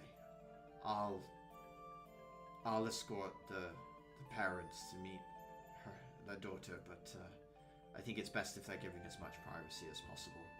I'll make sure everything's safe." I'll keep watch some tonight as well. Yes, I think it's best you give stay him- here tonight. I don't know when she'll be back to the dorms. I'm sure the parents will want to talk to her for some time, but it's best she is here overnight, so. Yeah, with how this is all turning out, I believe it might make sense we keep our watch rotation. This is more like directed at the group than at Axel, who I assume is already walking. Yeah, if you don't have anything more for him, he'll start walking Yeah. with the Lysander and Anastasia duo. We're about to be doing watch rotations a lot more often now, are we? Might even get involved this time. I kind of like being up at night. Get to see the stars and all that. Well, as much as you can through the Marquee field. Yeah, I miss that too. It's odd. It's just, I guess when you're used to seeing the starry sky at night, it's just not the same through this filter. Question, how does the Marquee field distort the light? It's got a like pinkish purple hue to it, so everything that comes through it gets sort of filtered through that. It doesn't get a completely turn to purple, but it definitely adds tones to it, and sometimes it can be stronger than others. It depends on how the Marquee field's fluctuating, because it's controlled by the intent of the choir, so... Dang. So essentially, whenever I compare like actual green to green of a tree here, I feel like my brain is fucked up. Yeah, it's a little... Everything's Everything's a little tint shifted here, just slightly. After spending a little bit of time in the dormitory, eventually Liliana comes in. She's, you know, a little, obviously been crying, a little puffy. But in general, there's sort of like... now you can tell, right? Because yesterday there was a lot of practice composure at play. Today there's a lot of at-easeness, a lot of peace in her that isn't created.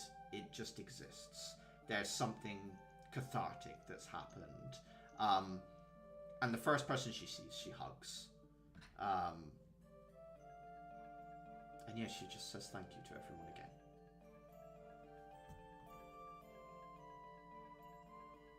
But is it yep? Is it late-ish? Is it comfort food time? Yeah, it's late-ish, but I think late enough for a midnight snack for sure. If crying takes up a lot of calories, I'll have you know. I mean, I would expect.